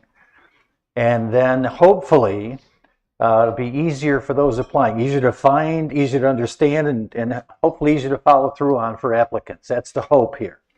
And so hopefully, you've done it, and I support you doing it. The only thing I would say to you is I read through this. As this opens up and you begin to use this, please get feedback. Please get feedback from the people who are applying. And if there's any need for future changes, if there's any little problems, let us know. We'll be happy to do it. Okay? So thanks for doing it. It's consolidated as far as I can see, but it's hopefully going to be much easier for those applying to understand what they need to do to put on special events in this town. Mr. Thank Mayor. you. Go ahead, sir. I move that we approve the ordinance. All right. Do I have a second? Second. Any discussion? All in favor? Aye. Mr. Mayor, if I can remind Go ahead. you that in your packet there is a town council summary, which is a consistency statement. Do you need it? They'll need to make a motion on that.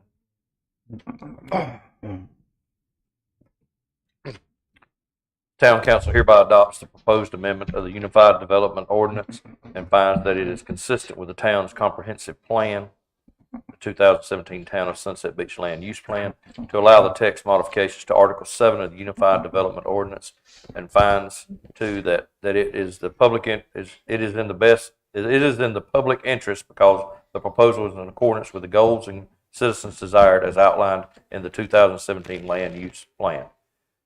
Section B, the town council hereby denies the proposed amendment is amended to the Unified Development Ordinance and finds that it is not consistent with the 2017 or that it is not interested there. All right, so we're looking for either A, that you do approve it, or B, a denial. And I think through the motion, unless you want to do another motion. Yeah, you need to do another motion All for right. the consistency statement. I need a motion with the consistency thing. Are you for or against? Does someone have a motion in regards to being for? I move that we adopt the proposal according to paragraph A, that we support. All right. Do I have a second? Second. Any discussion regarding A or B? All in favor? Aye. Next up is an ordinance amendment, Article 6, 6.06 EAMB 2 District. Go ahead, Chad.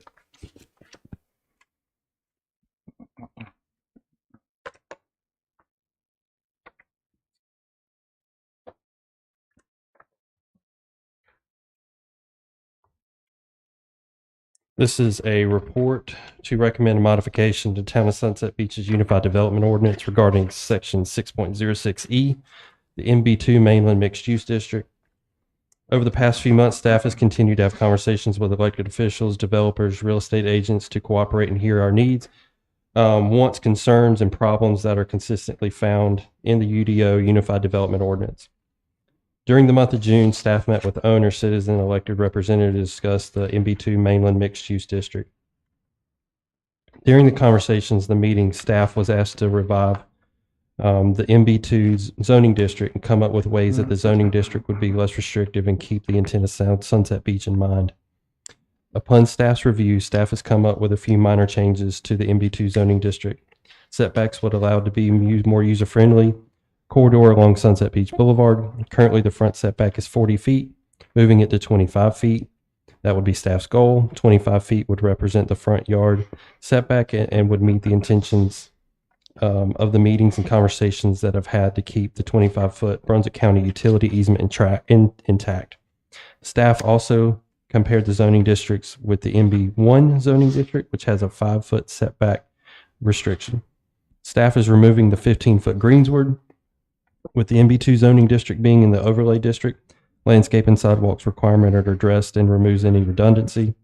In Appendix A definitions, it defines greensward as the following. A greensward is an open space that will run in the front of the property setback a line abutting any street. A greensward now requires treescapes, landscaping, sidewalks to be built in front of the potential non-residential commercial entity. The overlay district also requires that, and the MB2 district does fall within the existing overlay district. With the utility easement that runs along the front of the MB2 zoning district, the overlay district keeps the intent of what the Greenwood was trying to accomplish intact while removing it. The rear yard setback proposed to be moved from 20 feet to 15 feet, is keeping the room for landscaping requirements to be enforced by Article 10, which Article 10 requires a 15-foot landscape buffer in between where a budding commercial or non-residential zoning district and a residential zoning district. Staff did not amend articles dealing with landscaping or parking. Staff found both of those articles satisfactory during the reviews and after the meetings were held. You'll see in section 6.06 in Article 6 that we are in A, striking out 45 and moving it to 25, getting rid of the Greensward language and moving the rear yard setback from 20 to 15. Now, the land use plan. The land use plan classifies the entire MB2 zoning district as a mixed use classification.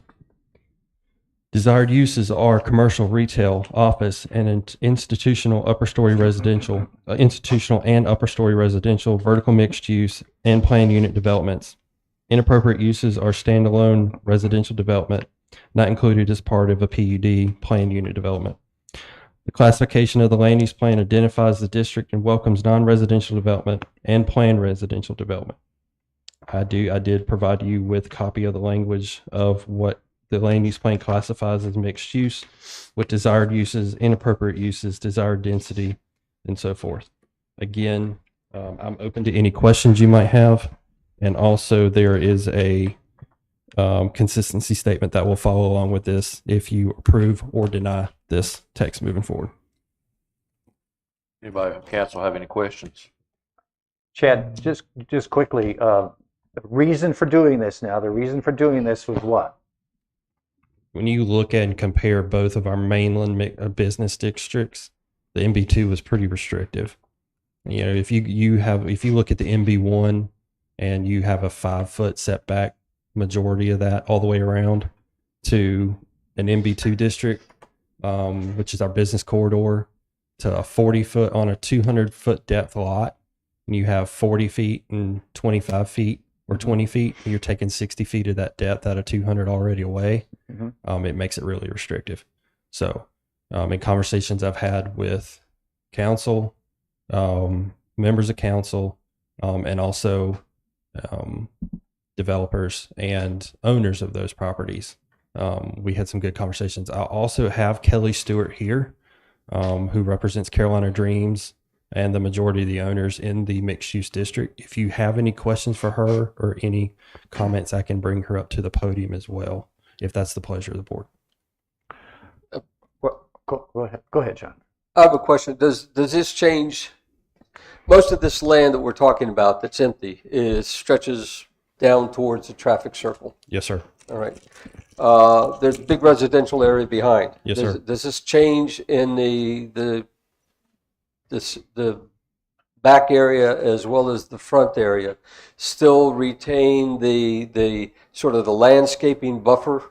Yes. Between what gets developed and the residents? Yes. And it still allows room for the sidewalks, driveways, and connecting areas, and expands the area within a piece of property to put a business in, make it more flexible for business to come Yes, in. sir. And the other thing I wanted to, now that you've brought that part up, the one thing I wanted to hit on again was as we go through the UDO rewrite and update, those landscaping buffers will be, and parking standards will be looked at and amended and brought up to today's standards as well.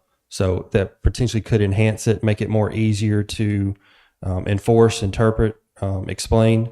But yes, it keeps everything intact from a residential to non-residential buffering standpoint. I'd like to just, I agree with John totally, what he said, just like to expand a little bit. If you look at the map of those residences behind the MB2 district across, and we're talking here, if you come out of a C Trail, a lot of people at C Trail, you come out of the east entrance across the street, right from Walgreens right to the Outfitters. You know, that's a business corridor. And on the other side, a lot of people don't notice, there's houses or there's residences all along there. So just pay attention to those and make sure there's good buffers there for those people so we don't hear complaints about now I can see the back of a business or something like that. So thank you. Yes, sir. I remember when this ordinance was approved, it was done by a previous council, and the intent was to discourage business. And in meetings with Chad and some of the developers, we all agreed it needed to be changed. I wish it could have come quicker. I'm in full support of this. Not that I don't have consideration for the homes behind this area. The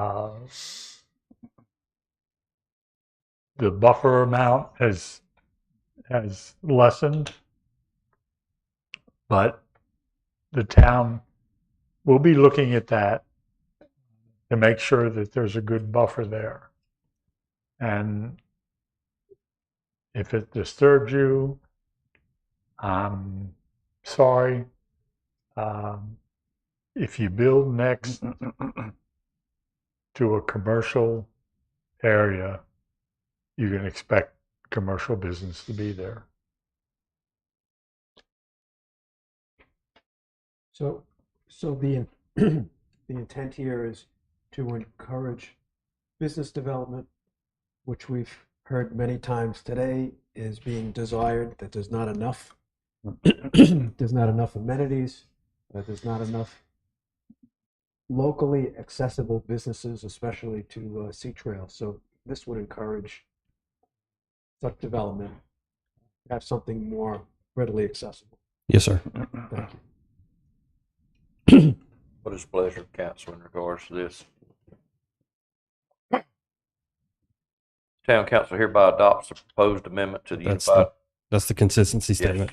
So, Town council hereby adopts the proposed amendment of the Unified Development Ordinance and finds that it is consistent with the town's comprehensive plan, which is the 2017 Town of Sunset Beach Land Use Plan, to allow the text modifications to Article 6 of the Unified Development Ordinance, and finds that it is in the public interest because the proposal is in accordance with the goals and citizens' desires as outlined in the 2017 Land Use Plan. Or B, the town council hereby denies the proposed amendment to the Unified Development Ordinance and finds that it is not consistent with the town comprehensive plan 2017 Town of Sunset Beach Land Use Plan, or it is not in the best public interest for the following reasons. What is the pleasure of the council in regards to this? I make a motion. Okay, go ahead. I make a motion that the council approve the ordinance with item A of the land use plan. Do I have a second? Second. Lisa, is that procedurally right? Can they do both at the same time? Okay.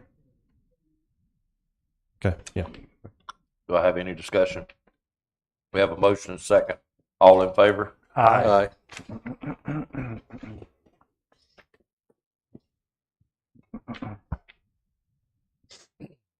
Next up is an ordinance to amend the 2017 Land Use Plan map.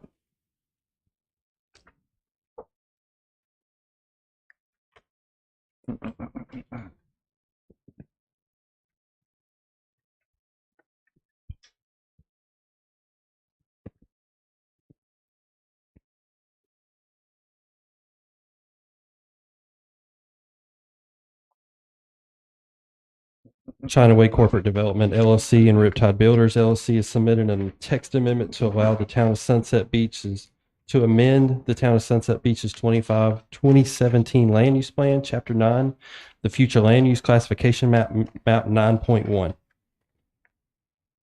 Planning staff has had multiple meetings and conversations with Riptide Builder, LLC, community planner, public relations staff member Todd Rademacher on a text amendment that would modify the land use plan classification map 9.1. Again, I want to make sure and introduce a couple terms to this before we go forward. Is one, a reclassification and a rezoning. This is not a rezoning of land. This is a reclassification of a tract of land. As the Town of Sunset Beach's 2017 land use plan currently written for parcel 242-0000954 is classified as recreation per the future land use map. Recreational uses according to the land use plan allow preferred open space, active and passive recreational uses, golf courses and amenities, nature trails, parks, piers, docks, and nature centers. Inappropriate uses are non-residential and residential development. In the conversations I've had with the applicant, the desires to reclassify the tract of land into split classification of mixed use and high density in the as future land use classifications. On the adjacent property, the first phase of the Champions has been constructed with and consists of multifamily residential development. On the other adjacent property, the golf course for the Bird Jones Club, Jones golf courses, and this is in Figure 1, the map of the GIS layer of that area. The 2017 land use plan, currently recreational. Recreational has desired uses, again, as preferred open space, active and passive recreational uses, golf course amenities and clubhouses, nature trails, parks, piers, docks, nature centers, ecotourism amenities. Inappropriate uses are residential, non-residential development, and residential development. Mixed use classification. Mixed use classification has desired uses as commercial, retail, office, and institutional. Upper story residential, vertical mixed use, planned unit developments, or PUDs. Inappropriate uses, standalone residential development not included as part of the planned unit development.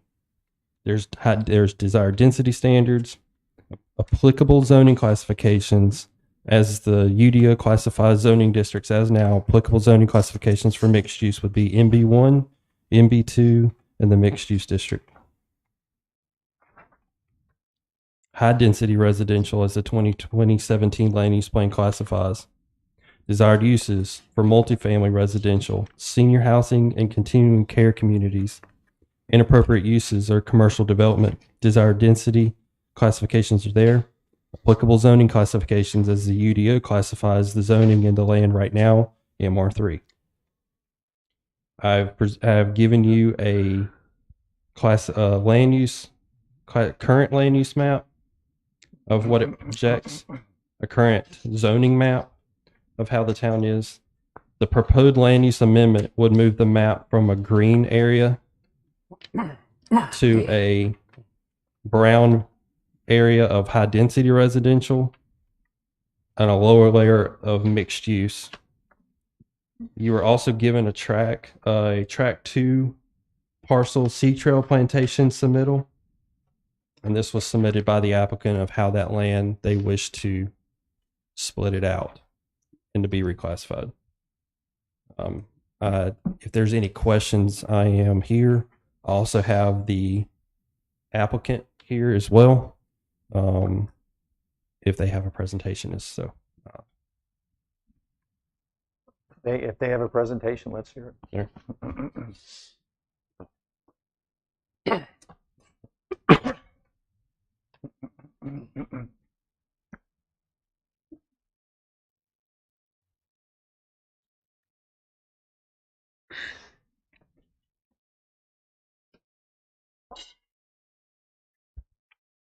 Good morning, Mr. Mayor, members of council. My name is Clint Cogburn. I'm an attorney with the law firm Warden Smith. I'm actually based out of our Asheville office, so good to be with you again at the beach. But my firm also has an office in the Wilmington area. I'm here today on behalf of the applicant. Here with me as well, and you'll hear from him shortly, is Mr. Todd Rademacher. The first matter we have before you today is this amendment to the future land use map. I appreciate Chad's clarification on what that entails, because I think a lot of times people get confused between a use classification or what something can be used for and the zoning of that compared to what the future land use classification is. And that's what we're here today, is to change this parcel, which is in the middle of Sea Trail. And as we've got a visual here before you today, and you obviously have the materials that Chad has provided that shows that tract, which is a central tract there in Sea Trail. And what we're asking to do is to change it from the recreational designation, which is incredibly limited, as Chad outlined, as to what the forecasted future use of that parcel is. And we want to split it up into a high density designation, which is already existing there with the Champions, and which is intended to provide additional units in the same vein as the Champions. And I'll let Todd speak to this here shortly. And then the other would be a mixed use classification that would support a number of uses, including a projected hotel, some food and beverage, and other amenities. And so we believe it is consistent with the town's existing future land use plan and the policy objectives laid out in that. I'll point you specifically to numbers 4, 7, and 9. 4 discusses encouraging amenities for Sunset Beach residents. Number 7 says to ensure the redevelopment of currently developed areas are compatible with surrounding areas. And number 9 is to preserve the current use of lands with existing golf course facilities. As you've heard from the public input today, given the decline of the golf courses in the surrounding area, the neighbors themselves see this type of future land use, which would further support the golf courses, provide for golf packages, support amenities, is crucial to the revitalization and redevelopment of Sea Trail. And so what is being proposed today not only is beneficial from a practical standpoint, but is consistent with your plan and the policy objectives. And so we believe that overall it's consistent, that it is, as you've seen from the overwhelming support, beneficial. It is part of, as you've seen with prior amendments that we've brought before you, this amendment, and as we're working through a larger land development plan with the town, as part of that larger concept to revitalize Sea Trail, this is one step in that path, and we hope you'll support it. Turn it over to Todd Rodemacher now. He'll have some more information for you. Thanks, Clint. As we've been going through this process on track 2, obviously with all the stuff that we have going on, we've gone ahead and developed a plan that we would like to eventually lock down in some capacity, as you see here before you. As the project was originally developed as the Champions, as it was marketed back in the day, there were an additional 8 units. I believe they each have, I want to tell you, 16 units per building in each one of those structures that were designated to go on this plan. So it was a very high density project in that site. Those utilities, the stormwater infrastructure, things of that nature already run from the existing Champions, run around this site, and are set up with water and sewer. And there's an existing lift station on track 2 that was designed to facilitate this type of development when it was originally proposed. We don't have the intentions of developing, obviously, the magnitude of multifamily that is set forth from previous developers on that tract of land.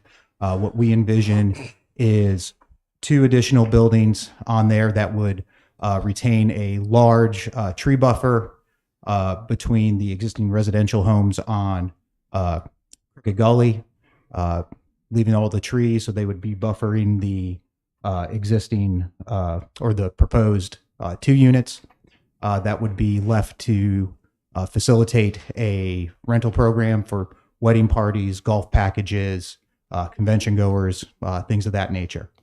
From there, you would move into where we would like to propose putting the new driving range, since the existing driving range has already been approved for a residential development. This driving range would go roughly from the Champions with a restaurant facility, grass driving bays, top tracer golf technology, like they have down in St. James Plantation. And and allow for participants of the golf course, visitors of Sea Trail, residents of Sea Trail to utilize this facility and maintain a practice facility as they desire. On top of that, this land use plan reclassification would support the development of a maximum 150 room hotel site, which goes actually on top of the exact same location as the original pavilion site, not the tent, but there used to be a large commercial structure on that location several years ago. I believe it was torn down due to decay. So that's our goal. That's our anticipation. And we have no problem being locked down to those procedures in the future. These projects on this site will facilitate the convention center. It will allow it to thrive and survive into the future. It will put needed players onto the golf courses. It'll bring needed visitors to our community, the next generation of residents of Sea Trail, as it were. And it'll allow for the buildings, the facilities, the stormwater infrastructure. The pond that this is already on isn't actually a pond. It's already a stormwater facility where all the water from Champions, all the water from portions of the clubhouse and Avenue of Champions run that direction today. And I believe there's some other water coming in from other locations as well. But all of this needs to be revitalized. It needs to be put back together. There are definitely some aging components of this facility that this land use plan adjustment will allow these facilities to thrive and survive into the future. And it's a pretty exciting time. And I do like, if you can't see this, this is the board that we've had designed. This has been shared at not only a private function that we held, but also brought to a public function with all the documentation that was open to all the residents of Sea Trail. I was there till about 9 o'clock Friday night, sharing that with everybody who attended the event. I've emailed it out to individual residents who have requested, made myself available to discuss it with anybody in Sea Trail, so there weren't any surprises to anybody who was looking for the information, obviously. With that, if you guys have any questions, I am more than happy to move forward with those. Sure. We got a lot of emails, mostly in favor of this project. I support development, but I'm wondering about how many stories will this hotel be? Well, it certainly wouldn't exceed the height of the convention center by any stretch of the imagination. It wouldn't exceed anything that's allowed within the town of Sunset Beach. I mean, it's 150 rooms maximum. Trying to give you an example of what kind of structure that we base this off of. If you've ever been up to Mayfair in Wilmington, or any real business park in a more subdued climate, or Pinehurst, they've got some private hotels just off the beaten path that are 3-4 stories maximum. And I don't know, this specific building hasn't been designed for this site. This is actually using the hotel inside of Mayfair. And I just, off the top of my head right now, I'm blanking. I can't remember if it's 3 or 4 stories tall, but it fits into a mixed use area like that very well. And you don't even realize that you're driving through an area that has a hotel in it. I mean, to be quite honest with you. And obviously we would put the modern low country look on it that mimics our office, the renovated office space that we did a couple years ago. So it would obviously blend into the community. I mean, that's the whole goal, is to have everything be modern low country, as it were, have it flow with the new and the old of Sea Trail, and just have it fit into the mix. So you have a nice cohesive package that can service visitors, be an asset to the residents, and just add value to the overall community. But we're certainly not looking at anything that's going to be obnoxiously tall. That's certainly not our goal or desire. Chad, what do our codes permit? I haven't. Oh, that was just Are you following up that height question? I am. Okay, go ahead.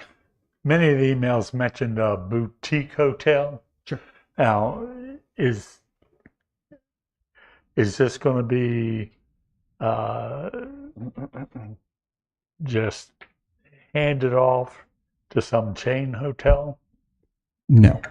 We will have, obviously we are not, there's certain things when we talk about having partners. We're not golf experts. We're not experts in how to run a golf course. We're not experts in hotels or how to run a hotel. But we would bring in the appropriate partners that can help work with us to ensure that the financial stability, the branding, the marketing, what have you, as it moves forward is appropriate, is viable, provides the level of service that people who want to visit a place like Sea Trail is appropriate. You know, it's not something that we want to, I mean, our goal is high level service, high level amenities, top notch, high class, everything for the visitors and the residents alike. So we're going to do those things and bring in the people who are experts in that while still retaining a percentage of ownership with this project. I will have some other questions, but John has questions about the hotel. Specifically, what do our codes permit for the height of the hotel? Inside the MR3, 35 feet would be the maximum. But for every foot of additional setback you would give yourself, you would get 2 feet of height. Is there a max? 50. So no higher than 50 feet. You got Correct. plenty of room. And to get to that 50 feet, I want to reiterate that you would have to be adding additional feet of setbacks, imposing that on yourself to be able to reach that. I have a comment, question and comment. Sorry. So you talk about goals and such, and we're not being asked to approve what you intend to put there. We're No, simply absolutely being not. No. So we're being asked to approve a reclassification of this area. But you talk about a lot of goals, what your intentions are, but that hasn't been made very clear. And I'm just wondering how firm are those goals? I mean, how far have you gone to really define what it is that you really intend to do with this? Yeah, I mean, I think, again, as you said, this is a change to the future land use classification. But as you see, we've provided pretty detailed plan here, which is not cheap. Riptide Builders has submitted multiple amendments that kind of work in conjunction with one another. They have put on multiple community meetings, have conducted extensive outreach, have engaged partners, as Todd mentioned, both from the golf side and then from the amenity side, are looking to further those partnerships. Those are neither cheap nor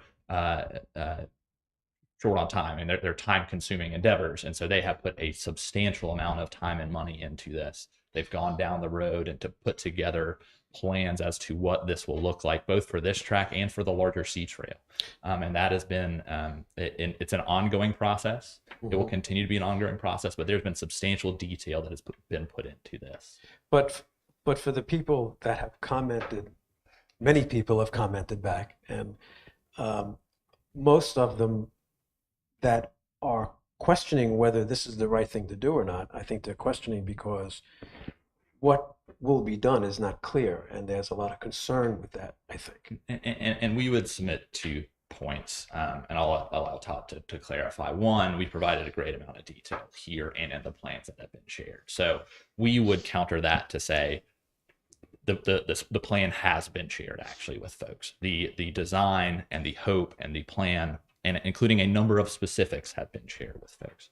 The second point is even setting aside that plan, we believe that this change to the future land use map, even separate and apart from that, is appropriate. One, given that there's already high density there with the Champion. So changing that is consistent already. Two, providing that mixed use is going to be key for, whatever the future is. Again, we've provided a good amount of detail. Riptide is going to develop this, but that is such a key parcel for the future of Sea Trail, both for providing amenities, for providing the driving range. It's at a central location. It is a good conduit in between that high density residential and the recreational of the golf courses itself. And so we think that the request in and of itself stands up on the merits, even when you separate from the amount of detail in the plan that we put before the board today and before the constituents of Sea Trail and Sunset Beach as a whole. Couple questions. Does Riptide own all of that track now, or is that still part of Mr. Pond's property? This is still owned by Chinaway. Yes. It is still owned by Chinaway. By Chinaway, that's Mr. Yes. Pan's. Yeah, that's Mr. Pan. Yes, sir. Okay, so somewhere in the process here, Riptide has to buy from Mr. Pan, or Mr. Pan going to be part of the investment program? This parcel right here will be owned outright by Riptide Developers. Okay. Yes, sir. So you have to buy that first? Yes, and we have it under contract. Yes. Driving range. My real concern is the neighbors on Crooked Gully. You say it's a Top Golf type of driving range. Well, the only one I've ever seen is in Fairfax, Virginia. Sure. And you can see it from miles away Right. because of the light pollution. Right. And it runs till late at night. Understood. Understood. What are you going to do to protect Neighbors. the neighbors? Absolutely. So we are not using any top-mounted lights, like you see at the game versions of these, the fun versions, for lack of better words, like you see down in Myrtle Beach at that Top Golf or Charlotte or Fairfax, like you're talking about. What we're talking about here will not have top-mounted lights. It won't have the big, like they have at the driving range that don't work right now at Sea Trail. We won't have those metal halights, the sport lights, whatever you want to call them, like they have at a ballpark or at a park facility or anything like that. What we will do is have low density lighting, ground mounted, like literally in the circle disc, so you can understand where your targets are. You can see them when it is dark in the evening. But because of the Golf Tracer technology, it's not really necessary once it becomes dark to witness where your ball is actually going. You can work off of the technology that now exists in the day and time that we live in to work on your game or socialize with your friends or unwind after a full day of conferencing at the hopefully soon to be reopened conference center, and just make it available to folks like that. That we're cognizant of the concerns of being in a more residential community in certain areas of Sea Trail, and we want to make sure that those people are still able to enjoy their homes the same way that they were before.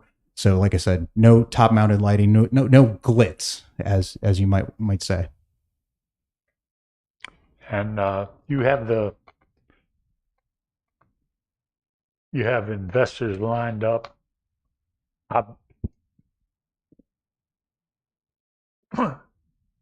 We're not going to draw golfers here by having a nice hotel or a state-of-the-art driving range. Correct. They're going to come for the golf courses.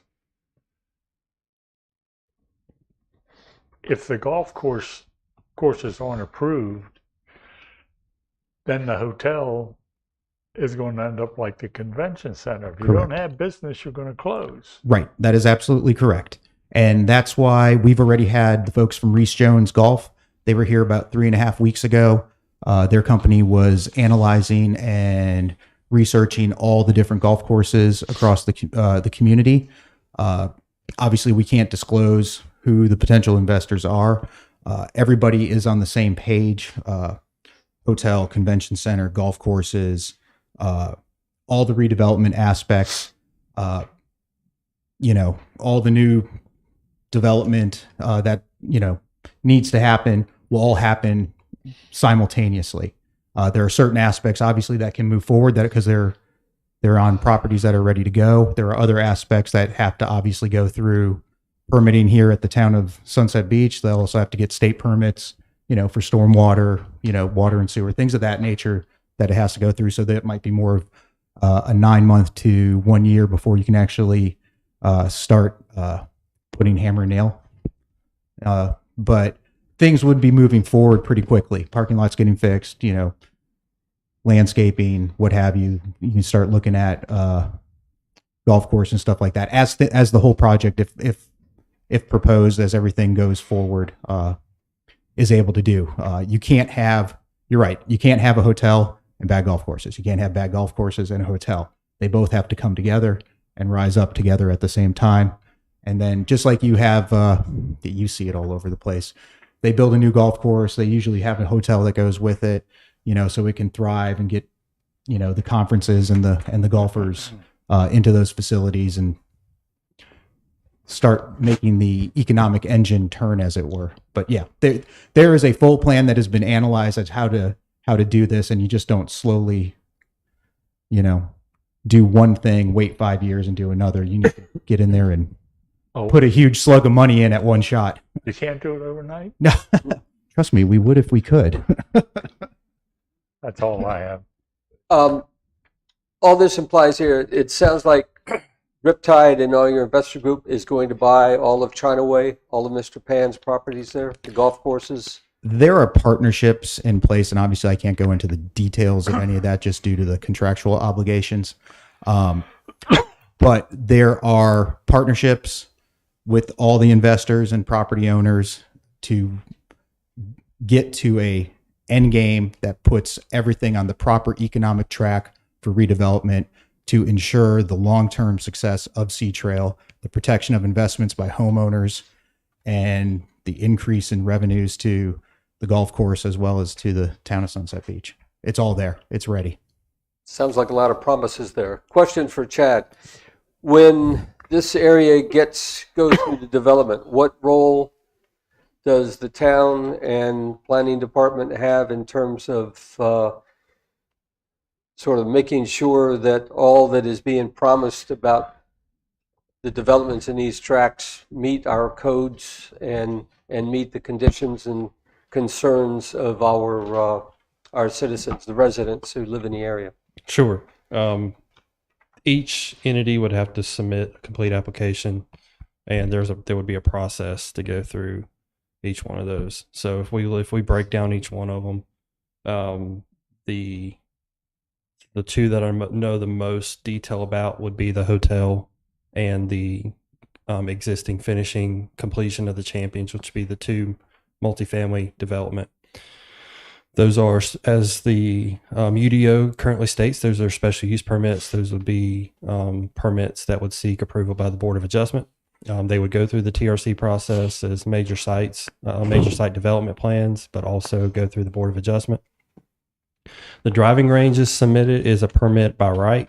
There's other conversations that I would need to have with the applicant to ultimately deem what the driving range would be. Would it be just a driving range permitted by right, or would it be classified as potential another entity that would need to go through either a permit by right or special use process, or potentially a use that's not allowed at all? So again, that's when the complete application is submitted in, and I can be able to review it and go through the proper process to how the UDO lays it all out. But in principle, then, all of these plans that they have for track 2 would fall within the standards of our UDO so that they could be done, if assuming they meet all the special use requirements, go through the processes. As long as the building of the building in conjunction with the driving range is a permitted use in the table as it stands, or potentially amended at a future date, then yes, all of them would have a path forward. That includes food and beverages in the golf driving range area? Yeah, if that would be classified as a restaurant, which also would be a special use permit. Couldn't they do all that stuff now? Yes. So this is, go ahead, John. I mean, so what are we doing here? Hanging out.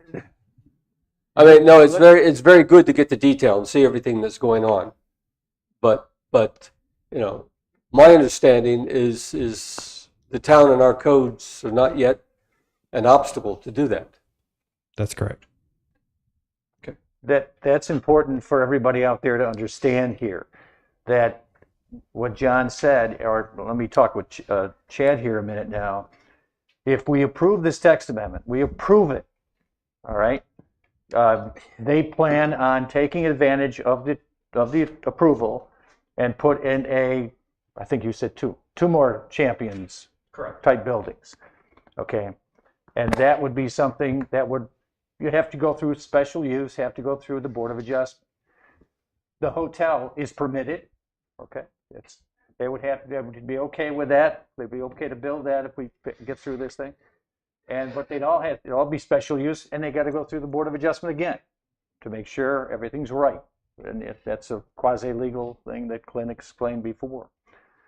And the driving range depends how it's built and how it's put together, whether it has to go through the special use request and the Board of Adjustment also. But if we did not pass this, and this is where John was going, if we did not pass this today, we voted it out, no, the developer would still have the right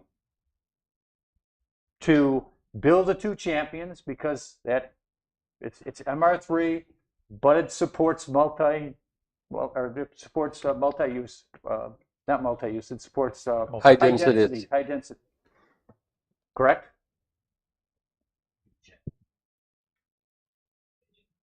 Recreation. If I may, thank you, board. Again, Wes McLeod, Local Government Services Director, Cape Fear Council of Governments. Thank you, Wes. Under the UDO, absolutely, they could submit that special use permit approval. The only caveat being with the land use plan, the consistency finding would designate that future land use classification as recreation. So could the Board of Adjustment issue that special use permit? Certainly they could. But when they would look to guidance in the land use plan would say this area in particular is supposed to be for recreational type uses, not a hotel, not a multifamily, et cetera. So I believe that the applicant is proposing, and we're only talking about the land use modification here. We got the text amendment as a separate one next. Modification of that tract that would provide clear guidance on this is an okay thing to do from a land use plan perspective. I hope that helps clarify that. Yeah, what I was getting at is process. Yes. And process-wise, they could move ahead on this stuff tomorrow if they wanted to. That is correct. And to answer John's question, without our approval. And to answer John's question why we're here, that's why we're here. I know time is an essence. I know that the developers have investors lined up. There is the tool that is potentially coming into the new UDO with this conditional rezoning, which would be able to take a tract of land and a site plan specific to request an approval process as well. So there is that, not without going into the details of what conditional rezoning is specifically. There would be another avenue is for approval as well. So in my mind, this change essentially makes it consistent with our land use plan. Yes, sir. Rather than having to do a justification for why it's not consistent with that is correct. Okay. Yep. Any more questions from council? If not, what is the pleasure of council in regards to this item? I'd like to make a motion. Go ahead. I make a motion that the proposed ordinance to amend the 2017 land use plan map to reclassify the parcel into a split classification, mixed use, and high density, as requested. And do we need the no consistency statement? There's nothing to be consistent to. You don't need that? All right. In regards to that, do I have a second? I'll second. Do I have any discussion? All in favor? Aye. Aye.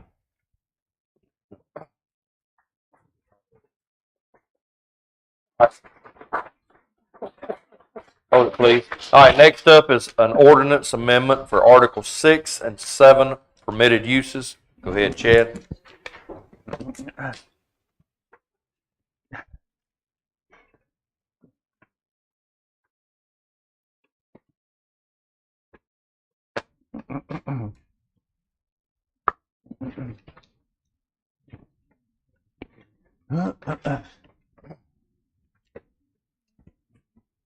Okay.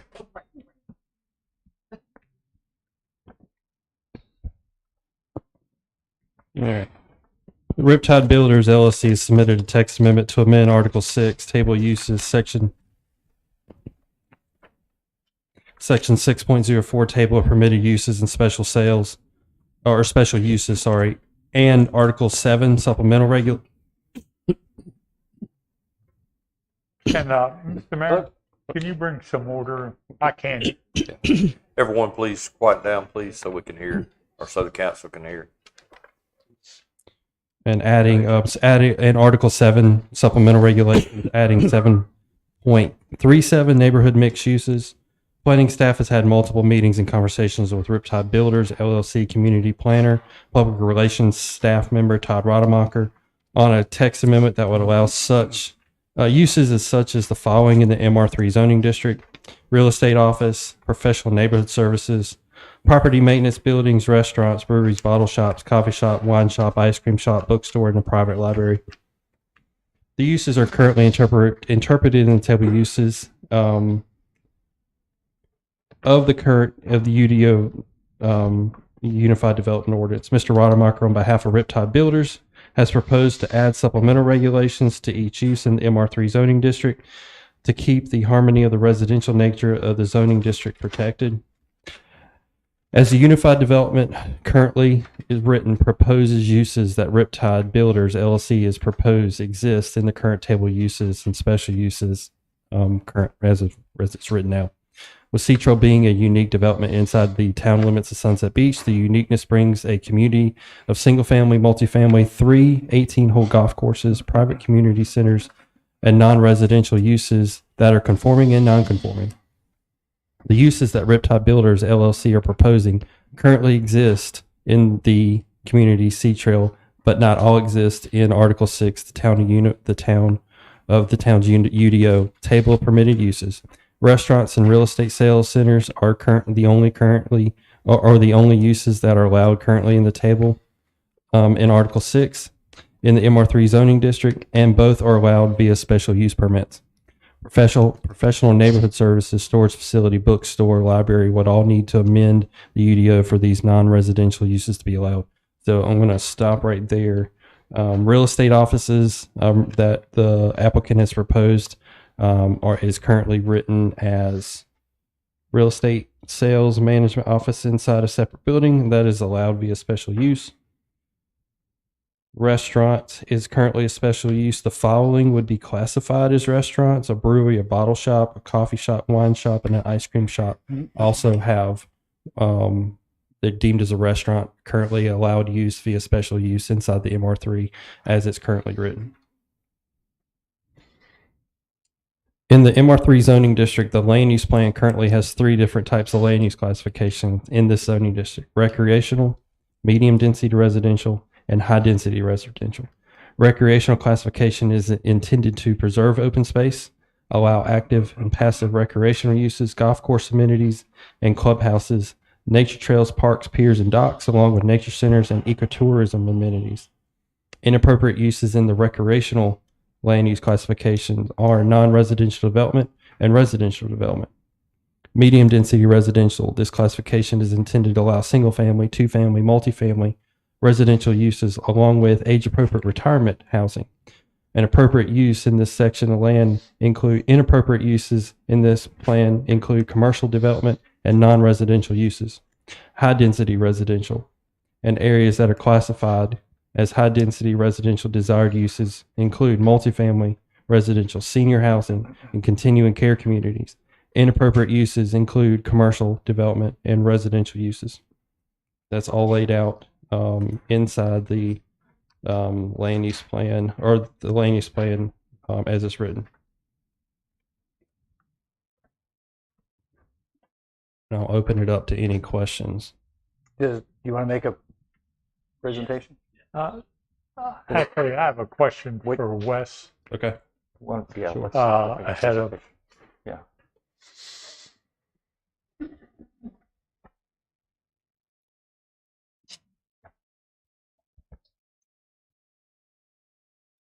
Yes, sir. Mixing businesses in with residential seems to me like very poor planning. That's a very broad question, but typically, in a by right manner, that can be problematic. At present, in your MR3 district, you do permit a number of special uses that are non-residential. The reason for that being that if I'm an applicant for a special use permit, it allows for neighbors to come object, for example, to my proposal, versus if it's permitted by right, then there is no objection. So long as I meet the standards of the ordinance, the town is bound to approve that non-residential proposal. And so, yes, in general, that is correct. In some cases, it can be okay. And certainly, we do see mixed uses occurring in residential areas. Oftentimes, we see that, though, as part of a new development proposal. So an applicant or a developer may say, hey, in this 400-acre tract, I'm going to put my residential here, I'm going to have a little town center here, and I'm going to have some other residential over there. So that going in, everybody is clear as to exactly where things are to be located. After the fact is sometimes a bit more complicated. I think that's sort of where we are today with this proposal. Does that help answer that question? Yes. I'm going to pass something out I think might help as we look to move forward in our discussions. The first thing I will give you and submit to the clerk as the record will be how the table of permitted uses currently sits right now for the MR3 zoning district, and again a copy of what is being proposed in the table of uses so you can see them side by side to differentiate between the two.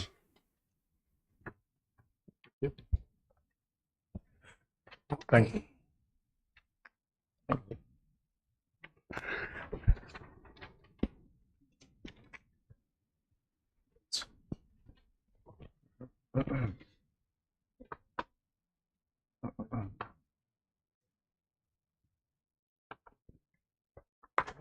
I actually had that. Thank you. Well, we do have this.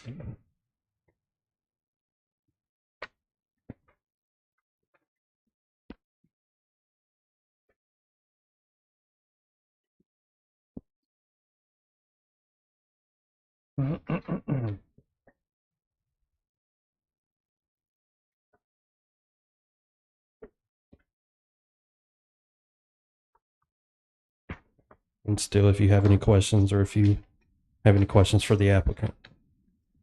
So you're gonna make a presentation? Yeah. Okay. Let's hear that. Why Okay. don't you? And we can ask questions. Sure.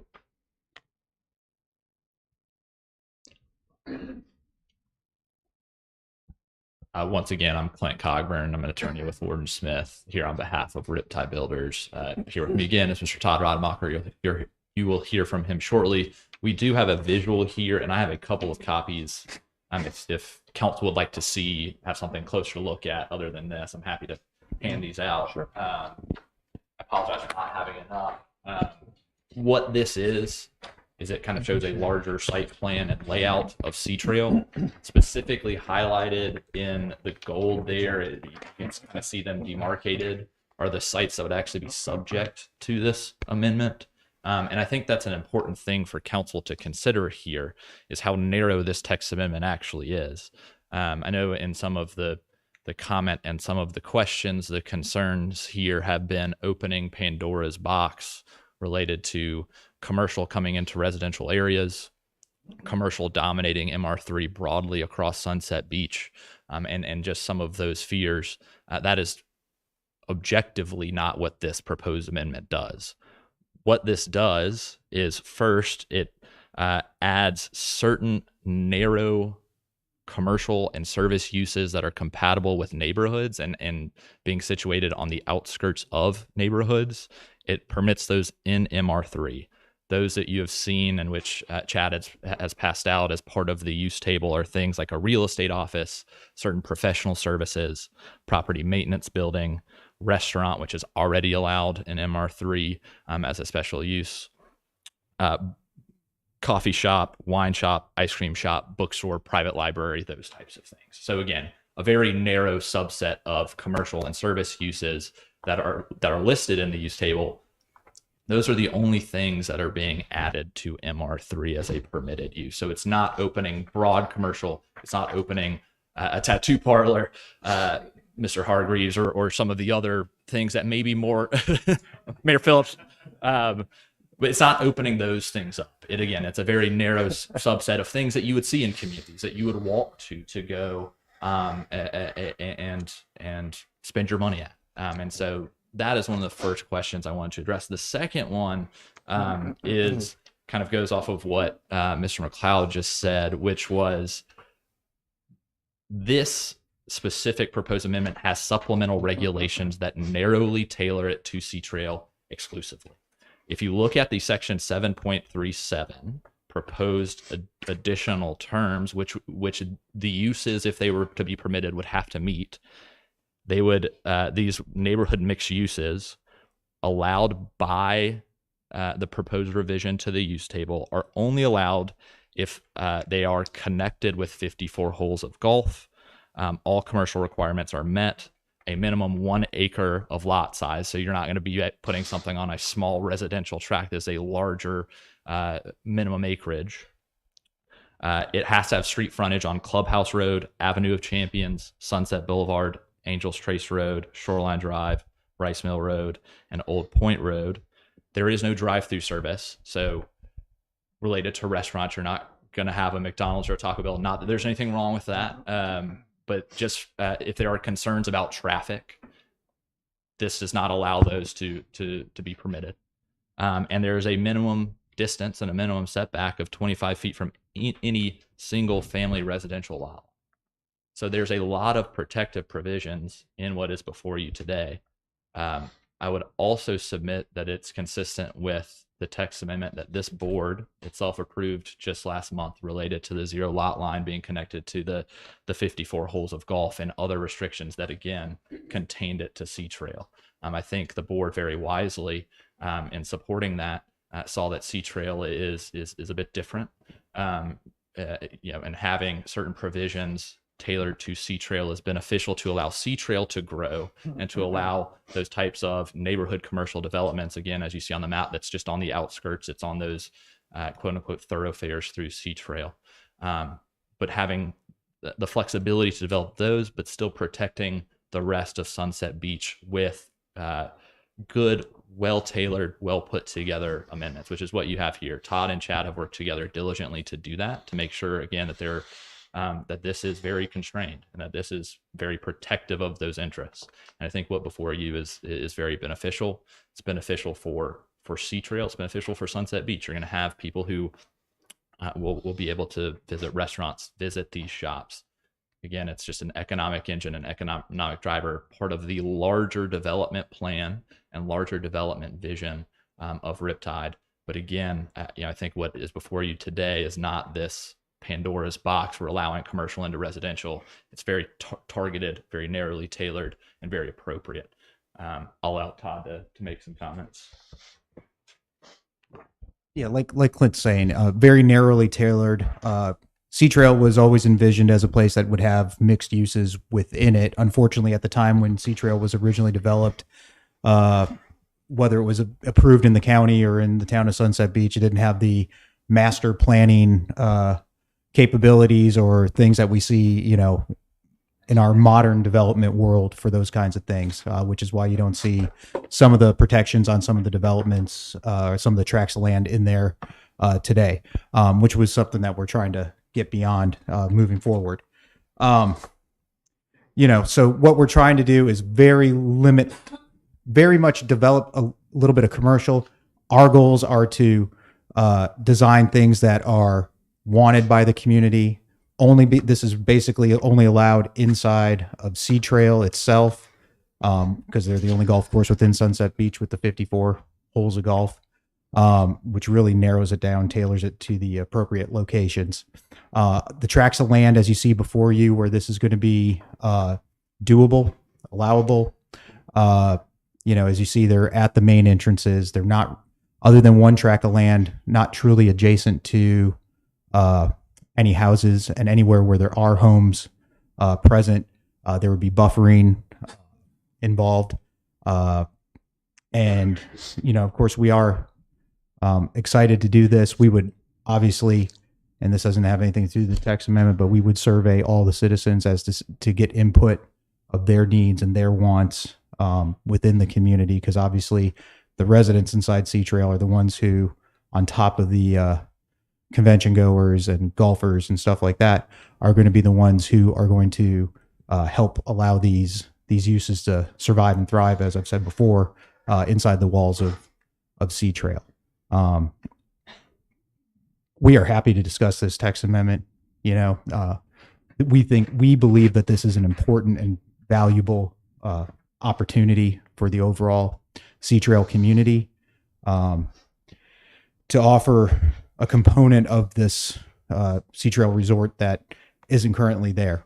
At one time, all the restaurants were full. There were multiple high-end restaurants, all kinds of different uses within the community. Some of those buildings exist. Some of those buildings have been torn down just because of the depreciation and the downsizing of as everything has taken place over time.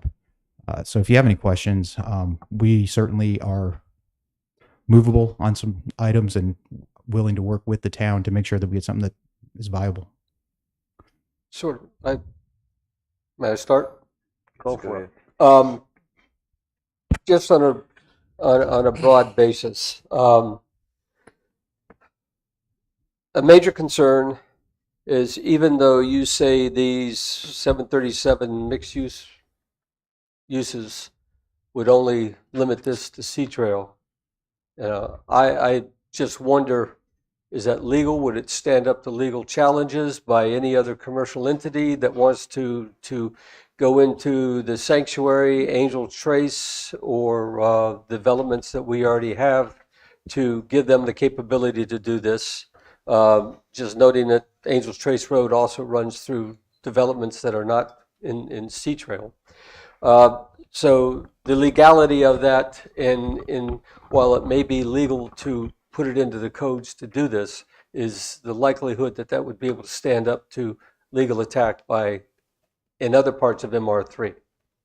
So obviously the board knows I represent the developer. You have very qualified counsel here who can certainly answer that question probably more in depth than I can.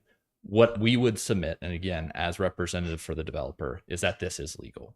This is a valid amendment to the ordinance. The board has the authority to change the ordinance in this fashion, and to put in supplemental standards related to this and in this manner. Again, I would submit that the board did something very similar just last month, and again, very wisely so, in amending the ordinance related to the zero lot line, and again, conditioning it to the 54 holes of golf and other development standards. This is similar in form and fashion.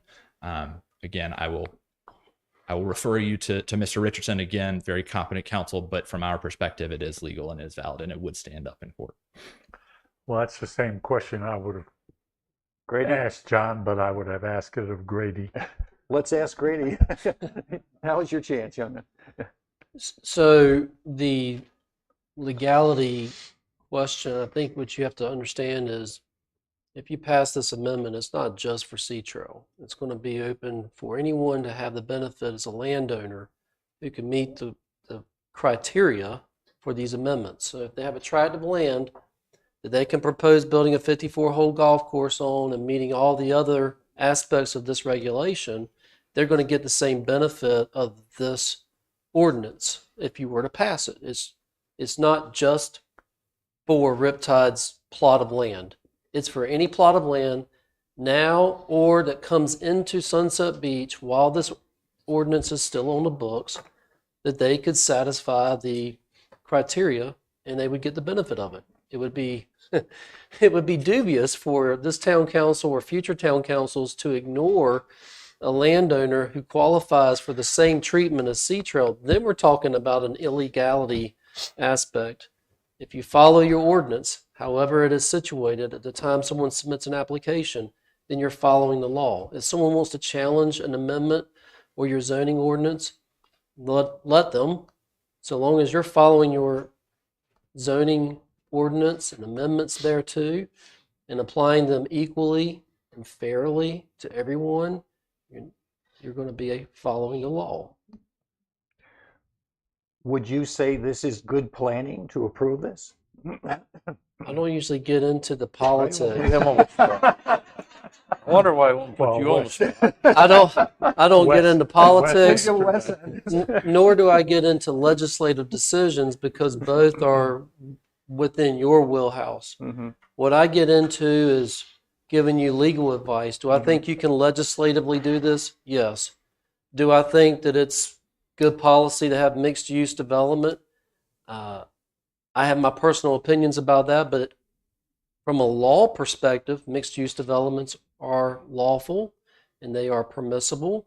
And for every one person you find that loves them, you can find a person that doesn't love them. Mixed use allows for, you can have arguments on both sides. I've been in Clint's shoes representing developers where you can make an argument that it prevents traffic and sprawl because the folks that are at Sea Trail, if they have a grocery store within the gates of Sea Trail, and if they have restaurants, and if they have entertainment, then they're not driving on all the other streets, creating all the traffic snarls. Now, then you have folks that say, I just want a residential subdivision with no amenities. I want to go outside of it whenever I want to go to the restaurant. It's 6 of one, half dozen the other, but it's nothing illegal about either perspective under the law. These folks are asking for amendments to one we've already dealt with. They didn't want to have to deal with someone saying that their application didn't satisfy the land use plan and the objectives of the land use plan and the state admission. So you've taken that out of the equation today with the one you just did. Now they want to have the benefit of adding permissible uses. I'm guessing it's either special permit uses or permissible under the supplemental regulations. And when they submit their application, then you have Chad and his staff reviewing it to make sure it satisfies the rules and regulations and the ordinances in place for those particular uses that they're trying to build. So if they come in with an application that shows a site plan that's going to violate a rear yard setback, that's Chad's job, is to say, guys, it doesn't satisfy that. It doesn't satisfy the landscaping buffer. You're 51 feet height. You got to be at 50 feet. And if you're going to do 50 feet, you've got to have so many more additional feet of buffering. So those are the sort of technical requirements. They just want to have the ability to even get in the door under the permissible use table, which right now they don't have for these particular uses they're trying to supplement to the table of uses. And that's what they're asking you to do. Ms. Joseph, who I know well, there was a couple of comments earlier today about a development agreement, how council is dragging its feet or council's hasn't seen a development agreement. And just for everyone's benefit who's in this room and is watching us on TV, just some background. We're not talking about a development agreement today. And I will be the first one to tell you, I made the decision as council town attorney, and as the council's town attorney, to not give council yet the development agreement that's being drafted between Mr. Cogburn and his partner Alan Trask and I in my office. The development agreement is fundamentally different than what we're talking about here. Development agreement can bind this town and its future council for 15, 20, I think the maximum is 25 years, I can't remember, but a long time.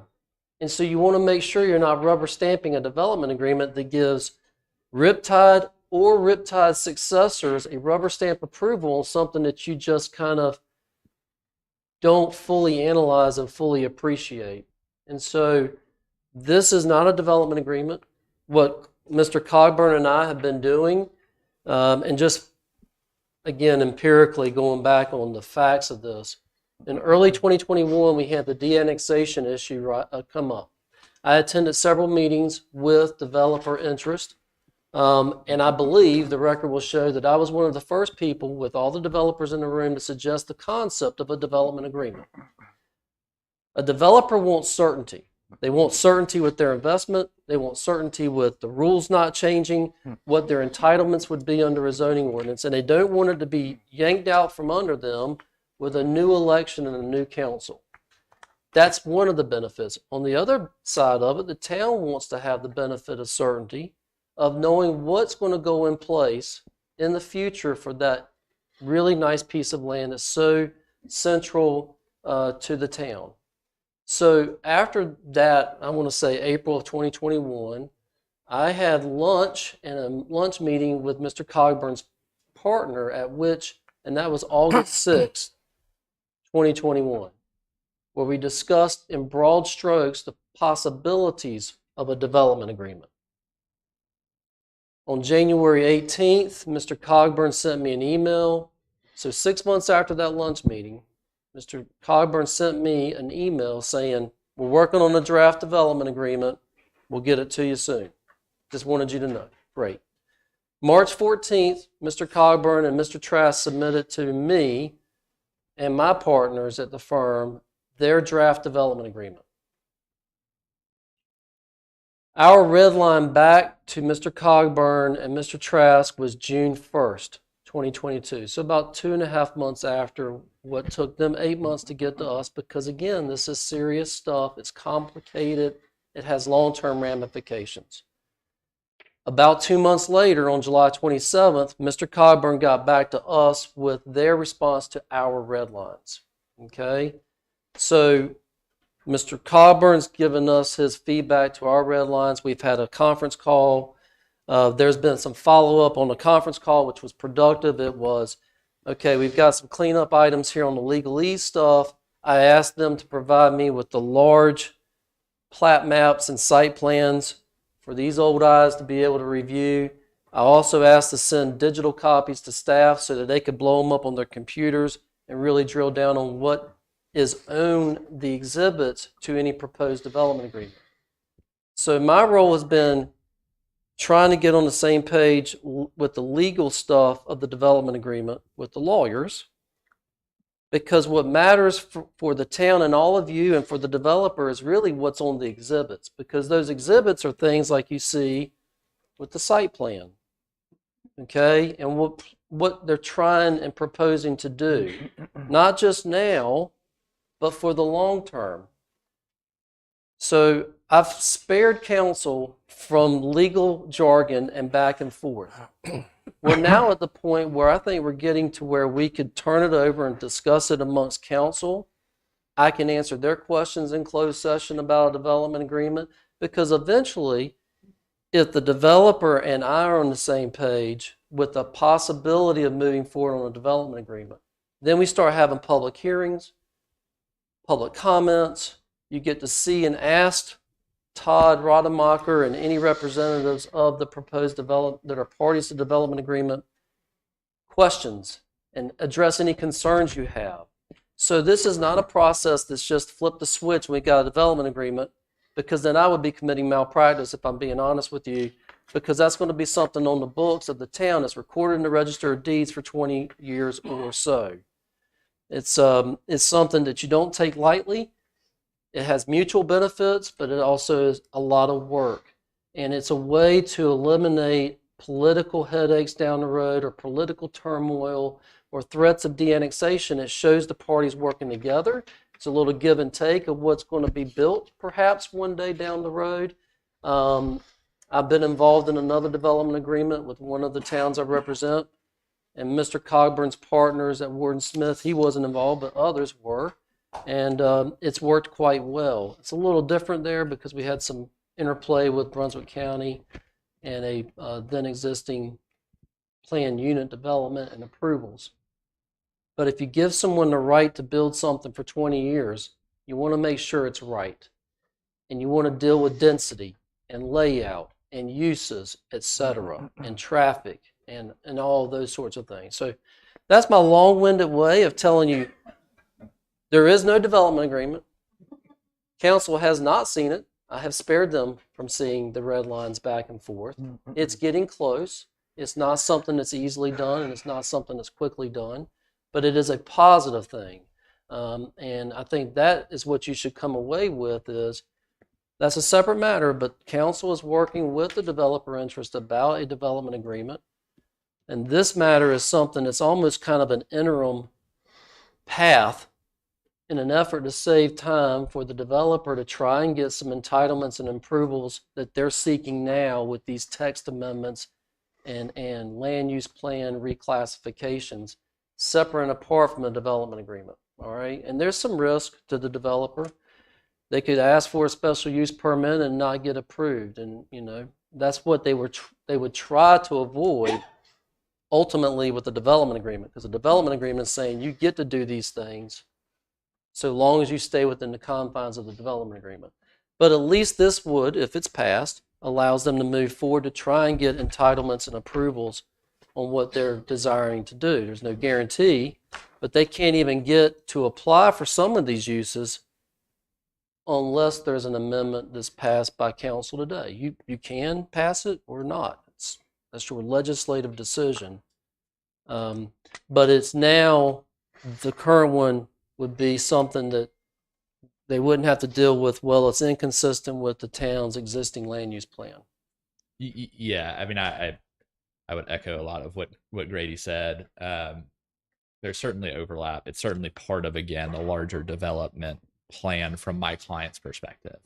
We are working diligently with Grady on the development agreement that he outlined, which will provide, from our perspective, extraordinary detail about some of the future plans for Sea Trail itself.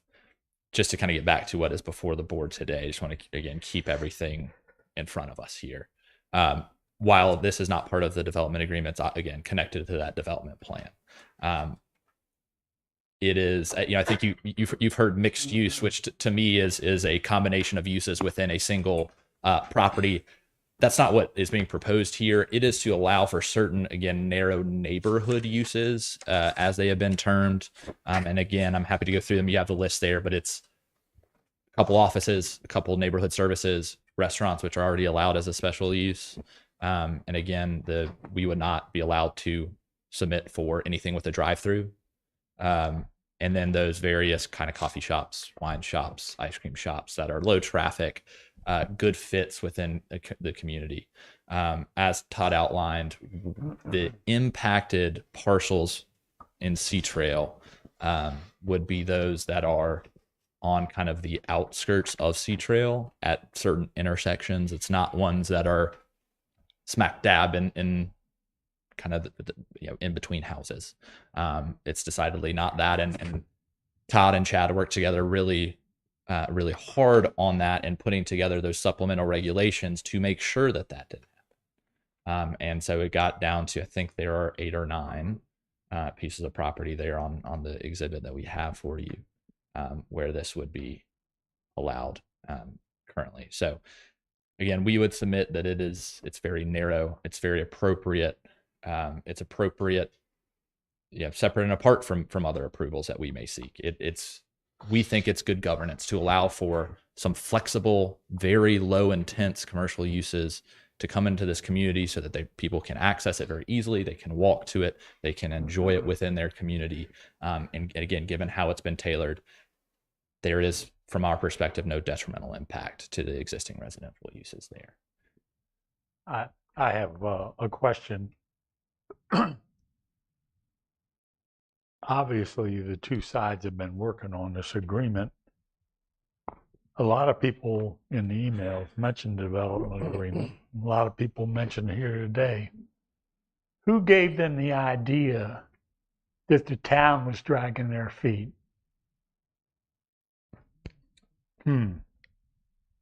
So I'll go ahead and answer this. I don't believe that was supposed to be the takeaway at all. And to the extent that it was, Riptide certainly apologizes, but that was not, at least from my knowledge, what was set forth, what was submitted. Again, me and Grady have been in constant communication regarding this. We have been working together. And so to the extent that it was taken as the town dragging their feet. Again, that was not the intent at all, and I'm not aware of any communication that submitted that specifically. How did all these people get misled? Well, I think folks knew. Called small town, Charlie. Yeah, People thought certainly that that was not any intention of Riptides to accuse the town of anything, and we certainly didn't. That is absolutely a fact. We did not. There are pressures on our end because contracts are becoming, getting close to becoming due. So there is some general uneasiness and concern just on our behalf, just because a lot of the plans that we've been working on for, the long term, short term, long term, if you will, we're getting to a point where that's becoming real, I guess, as far as folks who are interested in participating with stuff. So obviously the development agreement is a integral part of that. And we do appreciate the work that Clinton Grady have been doing for, like you said, for quite a while. let me just step in here. Maybe I shouldn't, but I am. There's been in none of the communications with Mr. Cogburn, Mr. Trask, or even indirectly with Mr. Rademacher, have I ever seen them insinuate that the town council or the town are delaying things in the progress on the development agreement. To the extent anyone believes that, then you can put the blame at my feet if you think I haven't been moving fast enough. I'll just tell you, I would rather proceed with caution than make a judgment mistake because I'm rushing it through because I'm bowing to the political pressures of the perception.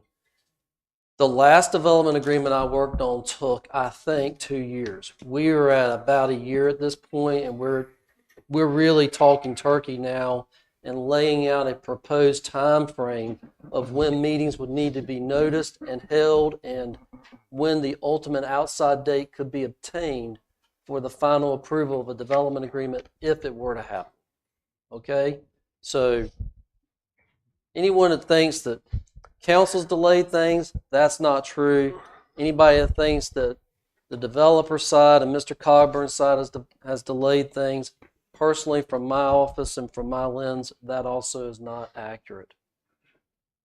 Yeah, and again, I hazard to speculate. I think as more specificity has been added to the plans, which is part of the development agreement process, and my clients try to share some of those again, and the from a full transparency standpoint, certain people may just want things to move faster than government allows. I mean, that is something that happens, is that the wheels of government oftentimes can move slowly, and they do so for important reasons, as Grady outlined, which is you want to do your due diligence.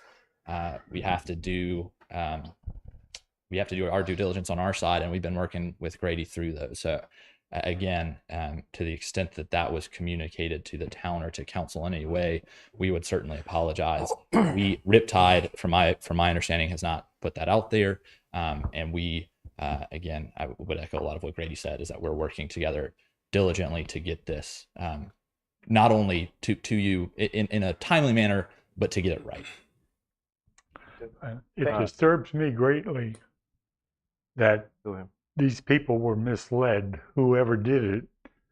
What else are we being misled on? So we would certainly submit that they were not misled. Again, I don't know what conversations folks have had amongst each other. But again, what I will say is Riptide has been very clear that this is an ongoing process. Riptide has tried to be transparent with certain iterations of its plans and to make people aware of what's going on. Riptide has been transparent throughout this process, frankly, both in providing plans, providing community information, trying to see what folks want in the community and to incorporate those into their plans. So from the Riptide perspective, there's no one being misled. The information has been out there. It's been very, very transparent.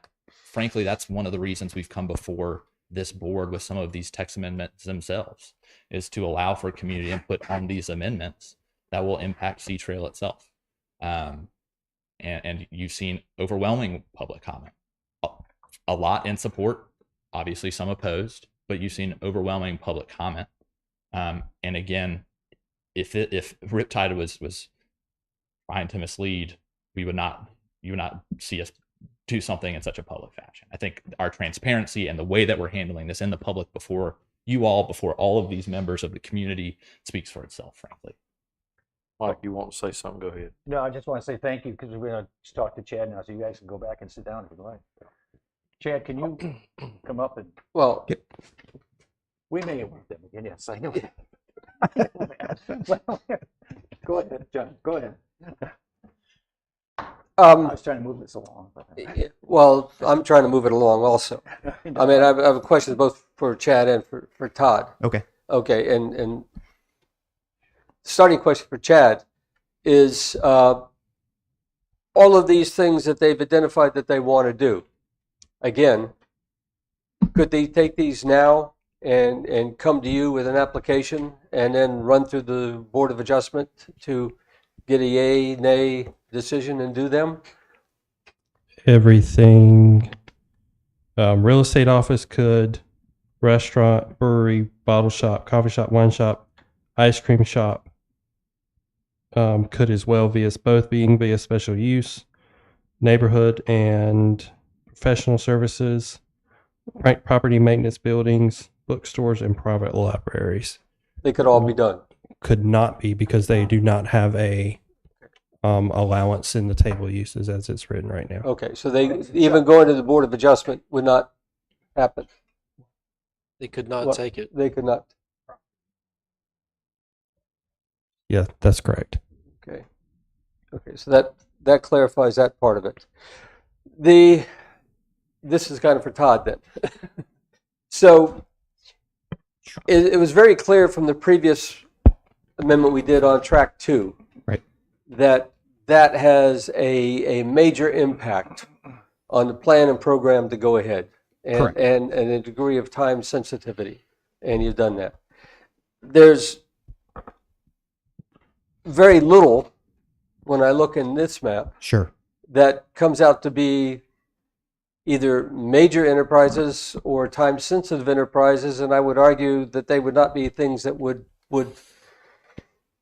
break the deal with all of your investors. It may be a smaller investor, but my point being, I am uncomfortable with giving carte blanche to put all of these commercial entities into residential areas and Sure. do it in a way, even with these special uses in 737, which I think could be applied with some degree or another to other areas. I would like to see the development plan first before I got down into this level of specifics. And if you had something really, really big that needed to be done right away, then that would be a separate consideration. And I do not like the categorizations that go through here. Specify which streets could have businesses. The idea of 25 feet from any single family residential lot is pretty close. I know I wouldn't want. Yeah, that was recommended by the planning board. Well, that was their number. I would put like 250 feet as a well, that thing really there. applies to one and then existing building. the 1 acre bit. I mean, if you go down to Birdwatch and buy 4 or 5 of those lots, you can sit there and buy the lots and turn it into a restaurant. So there's a lot of flexibility. Not that you would, but I just don't like the cabinet. I'm uncomfortable with Understood. that And set of conditions. this is more important than it probably seems on paper. I understand that. I respect that. Some of the things, and we've been talking about this text amendment since obviously it came through the planning board and moved forward. And there's other things that we'd like to offer as additional restrictions, if it were, or items to put on as conditions for the property. One would be to, it was mentioned earlier, that the commercial has a 50-foot height limit. We're completely comfortable with dropping that down for anything that fits into this ordinance, down to the 40-foot level and cutting that 10 feet off. Our goal is for everything to be residential in scale. These are meant to fit into a residential community. We are envisioning dropping our office on, say, the track directly across the street from our office. I'll just use that as an example. To take that building, put it across the street. You know, keep the live oak trees, and do a park-like feature like you would see in a Pinehurst or a Sea Pines or something like that. Because right now what the ordinance allows is for us to go in there and drop single-family homes, just with driveways and sidewalks, you know, as required by the ordinance. That is not what we want to do by any stretch of the imagination. The other thing would be to tie us to a more specific architecture for any of these uses that mimics and ensures that what does get built, like I said, we would request, you know, or encourage a 40-foot maximum height limit, which is less than what in theory the ordinance would allow now. And second, for neighborhood commercial architecture, for these specific properties that we're talking about outside of the potential development agreement, you know, to go for the modern low country look like our office, to encourage it to. So what he's talking about is, and Clint can weigh in, to me that's going beyond this text amendment, because it's almost like you are volunteering to impose conditions on your planned development if you got this text amendment. And I don't know that that's the appropriate avenue that we would. I think you have to judge these text amendments. If there's gonna be a vote on these today, you have to judge them based on what's here. I don't know that we could enforce promised conditions that aren't in the text amendments. You know, if it was a text amendment G that the maximum height of any commercial structure is you're gonna add G. I don't know that we could do that today, though, on a fly without having noticed it specifically. I don't know if it comes within the purview of the statutes to be able to do. I think I can. Okay. Enlighten me. I need it. If they were to, I think it's A through F. Am I right, Grady? If they were to add it, G and H. Thank you. G, if they wanted to add G to be a maximum building height of 40 feet. Yes. And H, low country architectural, Now, based on one of their conceptual vision Now, boards. one of the things I think Todd is familiar with is form-based code or some type of code that would allow a specific architectural design. That has not been laid out. So I would not have that. So that would be more work that I would need to do with the applicant if we imposing that. Now, with the conditions thing, going back to that question, could you impose conditions specifically to a plan via special use? Then yes, that would be right. I know that. I'm talking about today, their desired text Correct. amendment. Yeah.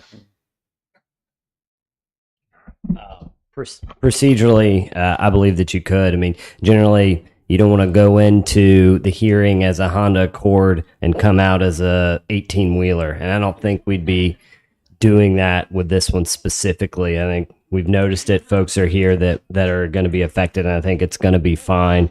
I do think that we are going down a path where we're looking at so narrowly is that I'm not so sure that this is a text amendment affecting everywhere. I'm not sure why rezoning for certain properties are not the best option here, but I don't want to throw a monkey wrench in this whole thing, but we're certainly going down a path that I think the town should be looking at this more broadly and its impact throughout the MR3 district. I understand that it's supposed to be specific to Sea Trail, but we're really starting to, in my mind, get a little too narrow on the application of this. But that's just and also going to Councilor Corbett's comment about why can't we do this in a development agreement, because we don't know that a development agreement is going to happen or when, if it does. These guys have come in with a text amendment and they're asking for you to vote on an amendment to allow certain uses in an MR3. If you want to add on the fly number G to a maximum height of 40 feet, I could probably live with that. Again, going back to the whole thing of another landowner that can satisfy these, then they can come in. And then they might want to try and seek a variance of that 40 feet, but that's a later day. They'd be on the books, subject to this new table of permitted uses. So I really think you've got to make a decision, unless they want to table it and have more time to think about it. I think you've got to make a decision up or down on whether or not you're going to approve the proposed text amendment to add these uses, including G of a 40-foot height restriction, if they want to proceed with that effort. Wes? The low country thing, I don't think is, I think low country stuff is beyond the realm of. I think something like that would need to be workshop, frankly. The 40-foot, I think, is easily added because that's measurable. And we'd be happy to include that. Wes, the bottom line here, I'm very sensitive to mixing neighborhoods with mixed use. I don't think it's a great thing to do. Do you see this as good planning or not? Well, that's certainly a subjective question. Well, I would it is, look at but it. I need your expertise, though. Sure. From an administrative standpoint, this is how I would tend to view it. First off, who's to define what exactly is a neighborhood with 54 holes of golf throughout anywhere in the MR3 district? I agree there. I think the town would have a problem if someone said, well, this property is a neighborhood with 54 holes of golf. Now, this can be rectified. It can be further specified, but at present, I'm not quite so sure what that means.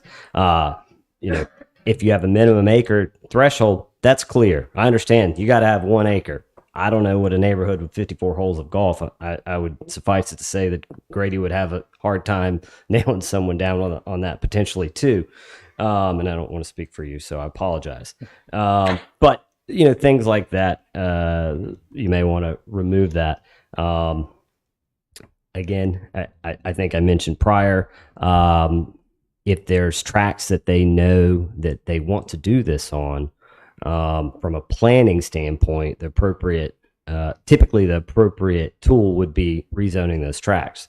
We'll modify the land use plan. They just did that. If there's inconsistency or not, and say we want to rezone this, we want to use this for commercial, not allow various uses throughout anywhere, depending on certain supplemental regulations. Can I try to weigh in on your question? Yes, sir. Because it's the second time I think I've heard the question of whether it's good planning or not. Mm-hmm. Two of the nicest neighborhoods in Wilmington are Parkside and Mayfair and Autumn Hall. At the front of each one of those, or the back, depending on which way you go in, you've got some of the highest end homes in New Hanover County that you can take a bicycle ride, a golf cart ride, or a nice walk to Belk or to Atlanta Bread. Or to a movie theater that shows 16 movies. And that's called, I think, I'm not a land planner, but I've represented enough. Traditional neighborhood design had developments that were self-contained to prevent urban sprawl. In the 60s and 70s, we got away from this T&D design, and you started having the sprawl where people wanted to go out in the suburbia and build these elaborate subdivisions, and then everybody had to drive in town. Now we got traffic congestion. And so Mayfair, for instance, bottom level is all retail and restaurants, etc. Above that, you've got people living in condominiums and townhomes that are going for $1 million. And then at the back of that, you got single family homes that are on high performing lots and densities with closer or more narrow side yard and rear yard setbacks. You got these beautiful sidewalks and bridges and ponds and lakes. Autumn Hall, coffee shops galore. And so I don't think you can objectively answer it. I think if someone doesn't like that kind of design, then they can go buy somewhere out in the suburbs. Okay, and they can wait hold on, and they can wait through 3 or 4 rotations of lights to get anywhere. If those that don't like that, maybe a traditional neighborhood design appeals more to them. I think if you ask most land use planners, they would tell you that today's prevailing thought is you want as much on-site, self-contained, where you're not contributing to the suburbia sprawl, the urban sprawl, to try and keep everything on site so people aren't getting in their cars and driving unnecessarily. It also promotes, arguably, people walking and being active and jogging and biking, etc. It's, again, for every 10 people you find love that, you can find 10 people that hate it. Does that answer your question? Now, Mike, we don't have a land use planner here. We don't have someone that's an expert coming in and saying what is the. But even if we did, they could. The other side, the opponents could find someone to say, "Oh, that's a terrible idea." Someone might like a super contemporary looking house. Someone might hate it. Can I ask a question then? What you mentioned that there is still the route, if I understood correctly, it's been a number of hours that we've been sitting here, that for like the commercial areas around the entrances, that an option is there to go in to rezone those Yeah, yes, sir. as it exists now. Or to apply for special use permit on the uses that exist at present. And I'll say conceptually, from Grady's standpoint, exactly, mixed use, those things, I do believe those are good planning. I think that this is well intentioned. The execution, I'm not so sure of just yet. Well, my sense is that some of these commercial options would be readily easy to justify, and as it's pointed out, they're on the edges of C-Trail. And within the ordinances that we have and the procedures like for rezoning could be done. There are other questions whether you could justify the same thing with some of these locations that are closer into the middle. With that, my comfort level at this point in time is that I don't like this particular amendment that goes through there. And I just throw in a editorial here. A comment was used that kind of indicated that this council thinks of development as a dirty word, and I point out that even before the de-annexation charge came through, we approved large number of houses at H&H across the 904, Sunset Ridge, Angel's Trace, Sanctuary, totaling about 1,700 places. We also include the Eastwoods Bluff, Sawmill, Gulls Landing, and Birdwatch, and I think one or two more inside of C-Trail. The track record of this council is very much pro-development and supporting development, as long as it's done in a way that fits our comfort level. And my comfort level is not to put commercial inside the residential area, but you have commercial tracts that I think you could rezone on the outer rims without causing a whole lot of damage. Just to expand on that, John. Yeah. There's a right now to be able to do at least some of the things that are being asked for through a special permit. Yeah. So restaurants, real estate offices. So we're being asked to change that from not have to go through a special use permit to one that they can do by right. Yeah, That's it. Without asking for any other permission other than to have this thing approved. And that would allow more freedom than I think we're comfortable with.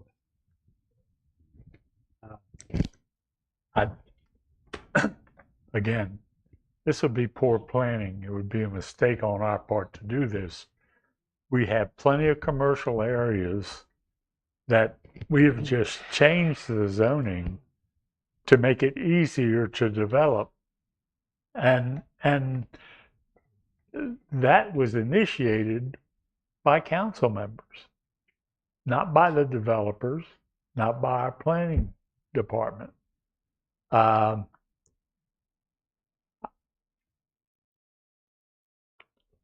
I have a motion. Can I make one more question real quick before you go there, if I may? Chad, and there's two scenarios here, and I think the applicant or the folks that have initiated this text amendment should get the ultimate weigh in on this. But if there were a vote held right now, how soon could they resubmit a new text amendment? Is there a waiting period under the zoning ordinance before they could redo a new one? Or would Wes, it if be- I'm correctly, the only legislative decision that would be made that would have a time constraint on a waiting period would be a rezoning. If they were denied a rezoning, you'd have to wait 6 months. Is that correct, Wes? Okay. But we do think there would be a waiting period on that, or if there was a rejection of a special use or a conditional use permit, I think there's a waiting period. But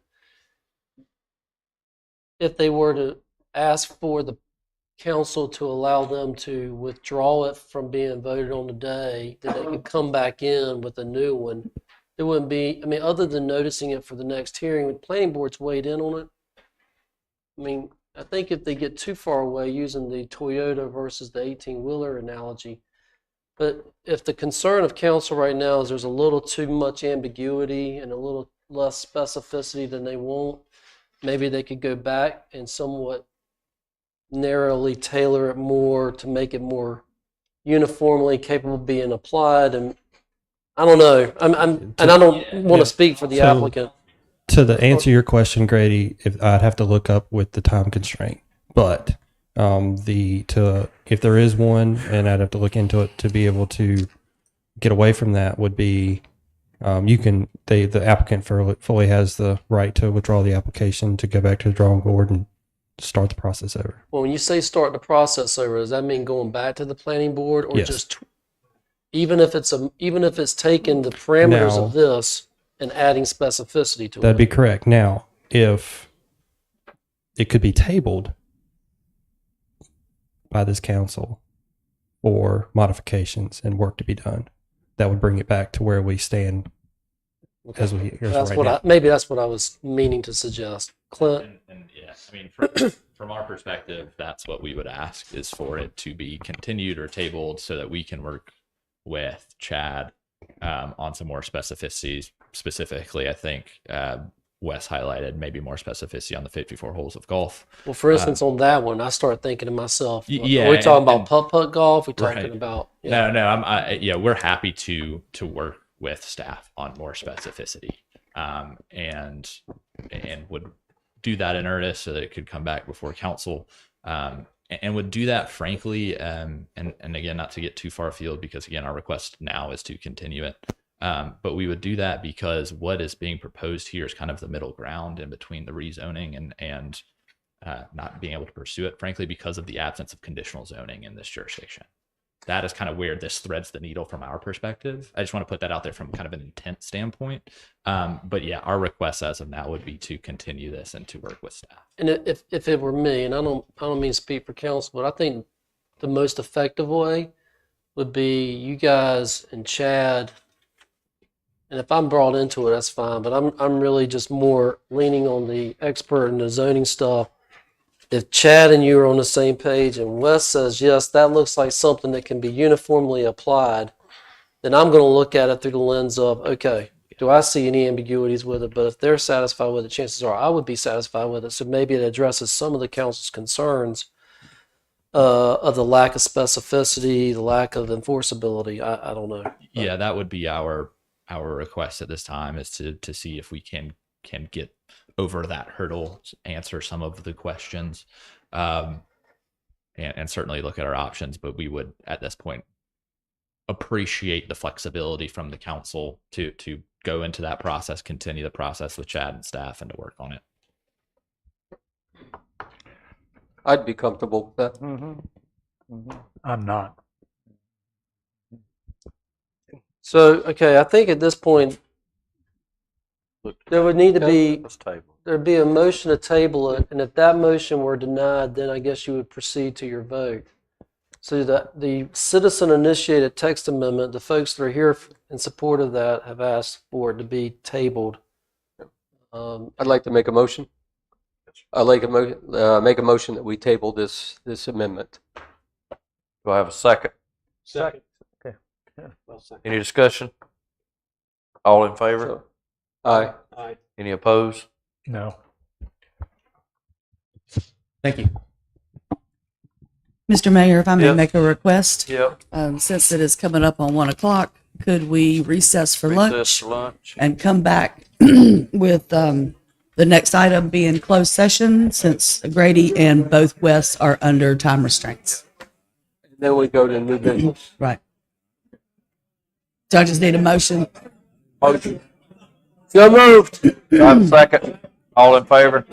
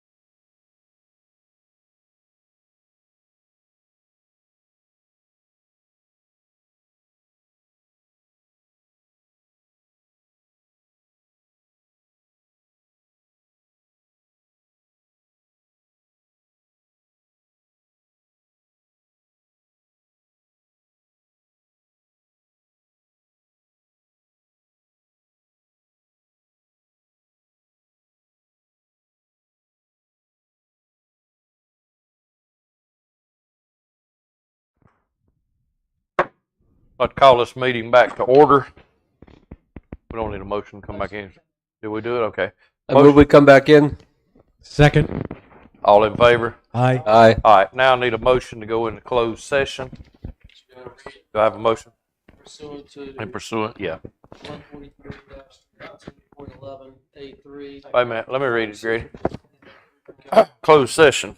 Pursuant to 143-318-11A3 to consult with the town attorney in order to preserve the attorney-client privilege between the attorney and the council, which privilege is hereby acknowledged, and pursuant to 143-318-11A5 to establish or to instruct the public body staff or negotiating agents concerning the position to be taken on or behalf of the public body in negotiating the price and the material terms of contract or proposed contract for the acquisition of real property by purchase, option, exchange, or lease, and pursuant to 143-318-11A6 regarding a personnel matter. Action. Do I have a motion that we go into closed session? So moved. So moved. Do I have a second? Second. All in favor? Aye.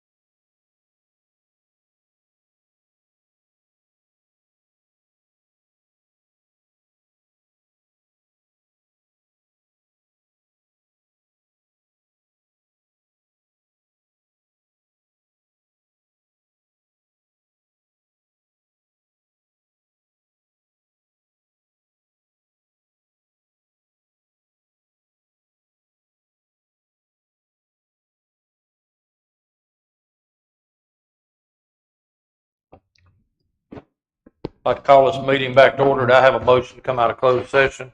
So moved. Okay. Do I have a second? Second. All in favor? Aye. There was no action coming from the closed session, so we'll be moving on now to the new business. First up is the National Emergency Preparedness Month resolution. Miss Lisa England, go ahead with that one.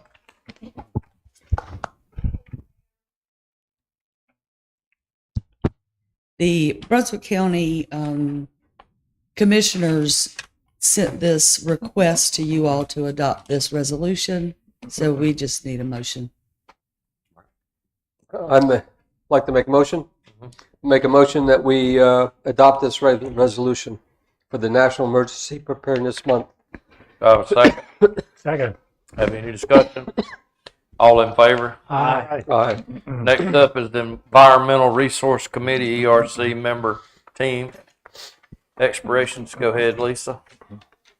We've got 2 positions that are coming up in November, and we just need to have the authorization to notify the members, advertise the positions, and schedule for interviews. I think council pretty much authorizes that. Absolutely. We don't need a motion Yes. on that one, do we? Do you need a motion? Just the direction. Yeah, we're good. Yeah. Okay. All right, moving on next to the second garbage pickup extension request, Tara. Okay, so for this one, we had requests, the request that you have in front of you from different property managers in the town to start the second pickup, basically start our season a month early in April. It costs approximately $16,000 a month for the second pickup. And I believe it was March, we extended to the end of October, and now we're being asked to come back to April 1st. What's the council stand on this? Well, one of the things that happens on the island is as the rental season keeps expanding, which it has, the once a week pickup of the trash is not sufficient, and you end up with people coming in and garbage cans overflowing, spilling out and stuff like that. It's kind of a mess. And if the accommodation tax covers that, it kind of fits public sanitation, appearances, image of the island, image of the town. All right, so what is the pleasure of council in regards to this item? I have a motion. Go ahead. I move that we extend the second garbage pickup. Through October. To begin in Through- April To 1st. begin April 1st. I'll second that. All right. Any discussion? All in favor? Aye. Next up, amendment of 9503 vehicles on the strand, prohibited time limit. Chief Claymore. Good afternoon. This is something that we didn't think about when we the last revision to allow carts back on the strand. Deputy Fire Chief Childress and I were talking about when they should be off or permitted on. The general statute requires headlights on a vehicle, as you see in the wording here, the suggested wording, between sunset and sunrise. So my recommendation is to not allow LSVs on the strand between sunset and sunrise. Just one additional prong to this. All right, what's the pleasure of council on this? Got any discussion? No. All right, I do not know. if not, do I have an motion to set this time as sunset to sunrise, that there will be no low-speed vehicles on the beach? I'll make the motion. Do I have a second? Second. All in favor? Aye. Thank you, Chief. Next up, Beach Access Improvement Engineering Service Contract, Lisa England. The engineering service contract has come in a little over my authority, as $30,000 came in at $33,500. So I just need you all to approve this contract. This is for the engineering for the walkways on 9th, 33rd, 34th, and 37th. That'll be replaced this season. So this is just to do the design work and the planning, and that will be used then to go out for RFPs. Correct. Okay. Okay. Yeah, good. What's the pleasure of council in regard to this? I move that we approve the Endura Oradura contract in the amount of $33,500. Do I have a second? Second. Any discussion? All in favor? Aye. Aye. Next up, fire department request for ice machines and air conditioning units. Actually, no, wait a minute. Next up, excuse me one second. No, it It's is the budget him. amendment. It is him because the budget amendment contains this. Okay. Do this Sorry. first. Then it should have been 7 instead of 6. Yep. Sorry, All my right, bad. go ahead, fire department requests. All right, part of this is fire department, part of it's public works, and Dustin's not here, so I get to tell you a little bit about it. The price quotes in there Dustin got, I believe, for an ice machine. The ice machine side of the story is there's a current ice machine at Station 1, there's a current ice machine at Station 2, and they also would like an ice machine at Public Works for all those guys that are working back there. So they've been using the one at the Fire Station 1 all summer, but I'll speak to those problems in a minute. So basically, Dustin wants to get a bigger ice machine for Fire Station 1, move that one to Station 2, move the smallest one at Station 2 to Public Works.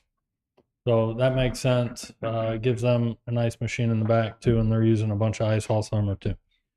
But a lot of these challenges with the ice machine came up with not producing enough ice because the room where it's at gets too hot for 4 or 5 months of the year. Too hot and humid, so the machine can't keep up with making ice. So with everybody using ice, Beach Patrol, Fire Department, Public Works, basically we brought in J&J, or Dustin did, J&J Air, to kind of do an analysis of it.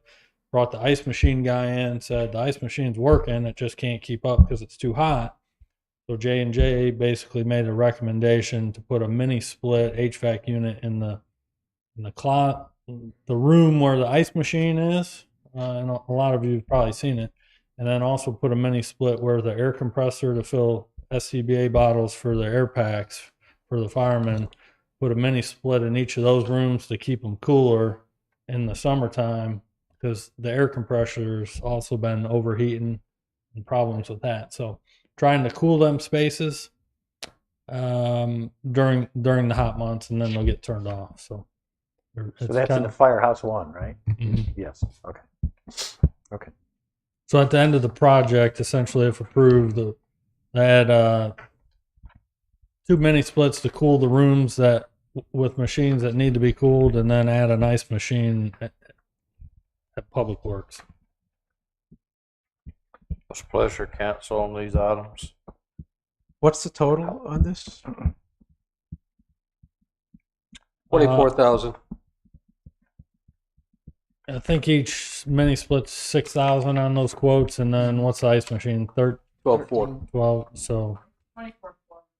Yeah. How do we cover this, Tara? Fund balance? Yeah, that's in the fund. Okay. Okay. Okay. I don't really, you don't really need a motion, I don't think, for this. Well, I have a question. Do we? We're just going with J&J, or should just go out for bids? We have a contract with J&J. We do have a contract, and we got quotes, and that was the most responsible, lowest for what we were looking for. Most people said that they couldn't even get them. Or they're not dealing with them, or they don't deliver to Sunset Beach. There was, I think, 5 different companies reached out to. I'd like to go ahead and make a motion anyway. I make a motion that we approve the request. Second. Have a second. All in favor? Aye. Now, Tara, you with the budget amendment.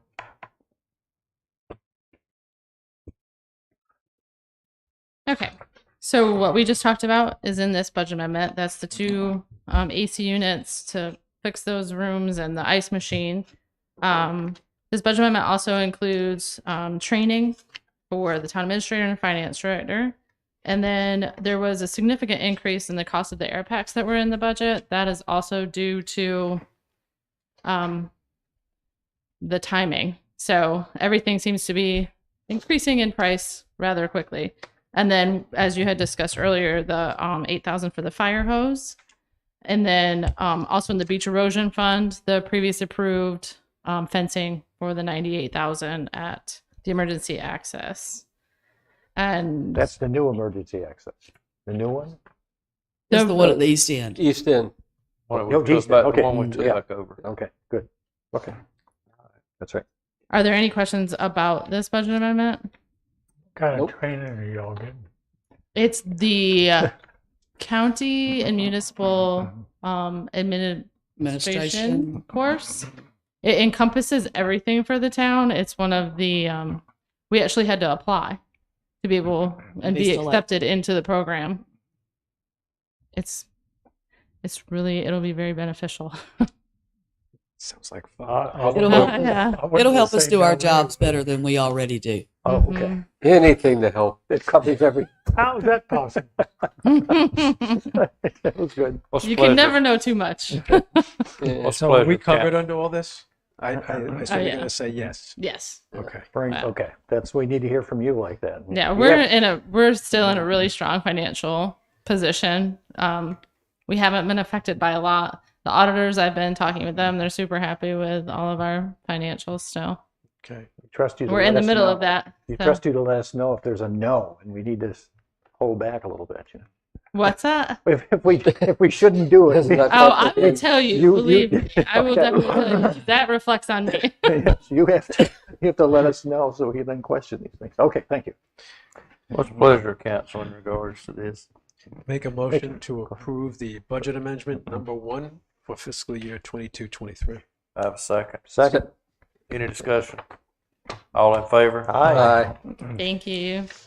Last up is, for this part, is the disposition of directives. Does anything need to be added to our directives? The paid parking report within a November? What date is that November meeting? Anybody? Which none of these got dates, so it don't matter. Monday, first Monday. Anything else? One thing I have to make everyone aware of, I'm not going to be here for the 3rd, October 3rd. For the October 3rd? I won't be here. We don't have to put that on disposition of directives. No, I don't think so. Anything else? I want to let you know. All right, moving on now to the public comments. We have anybody that needs public comments? Nobody's Chief, here. Chief, gonna make a Nobody's change. outside. Nobody's in the back room. All right, other than that, adjourned. I have a motion to adjourn this meeting. So moved. So moved. Do I have a second? Second. Go ahead. No discussion. All in favor? Aye. Good job, Shannon.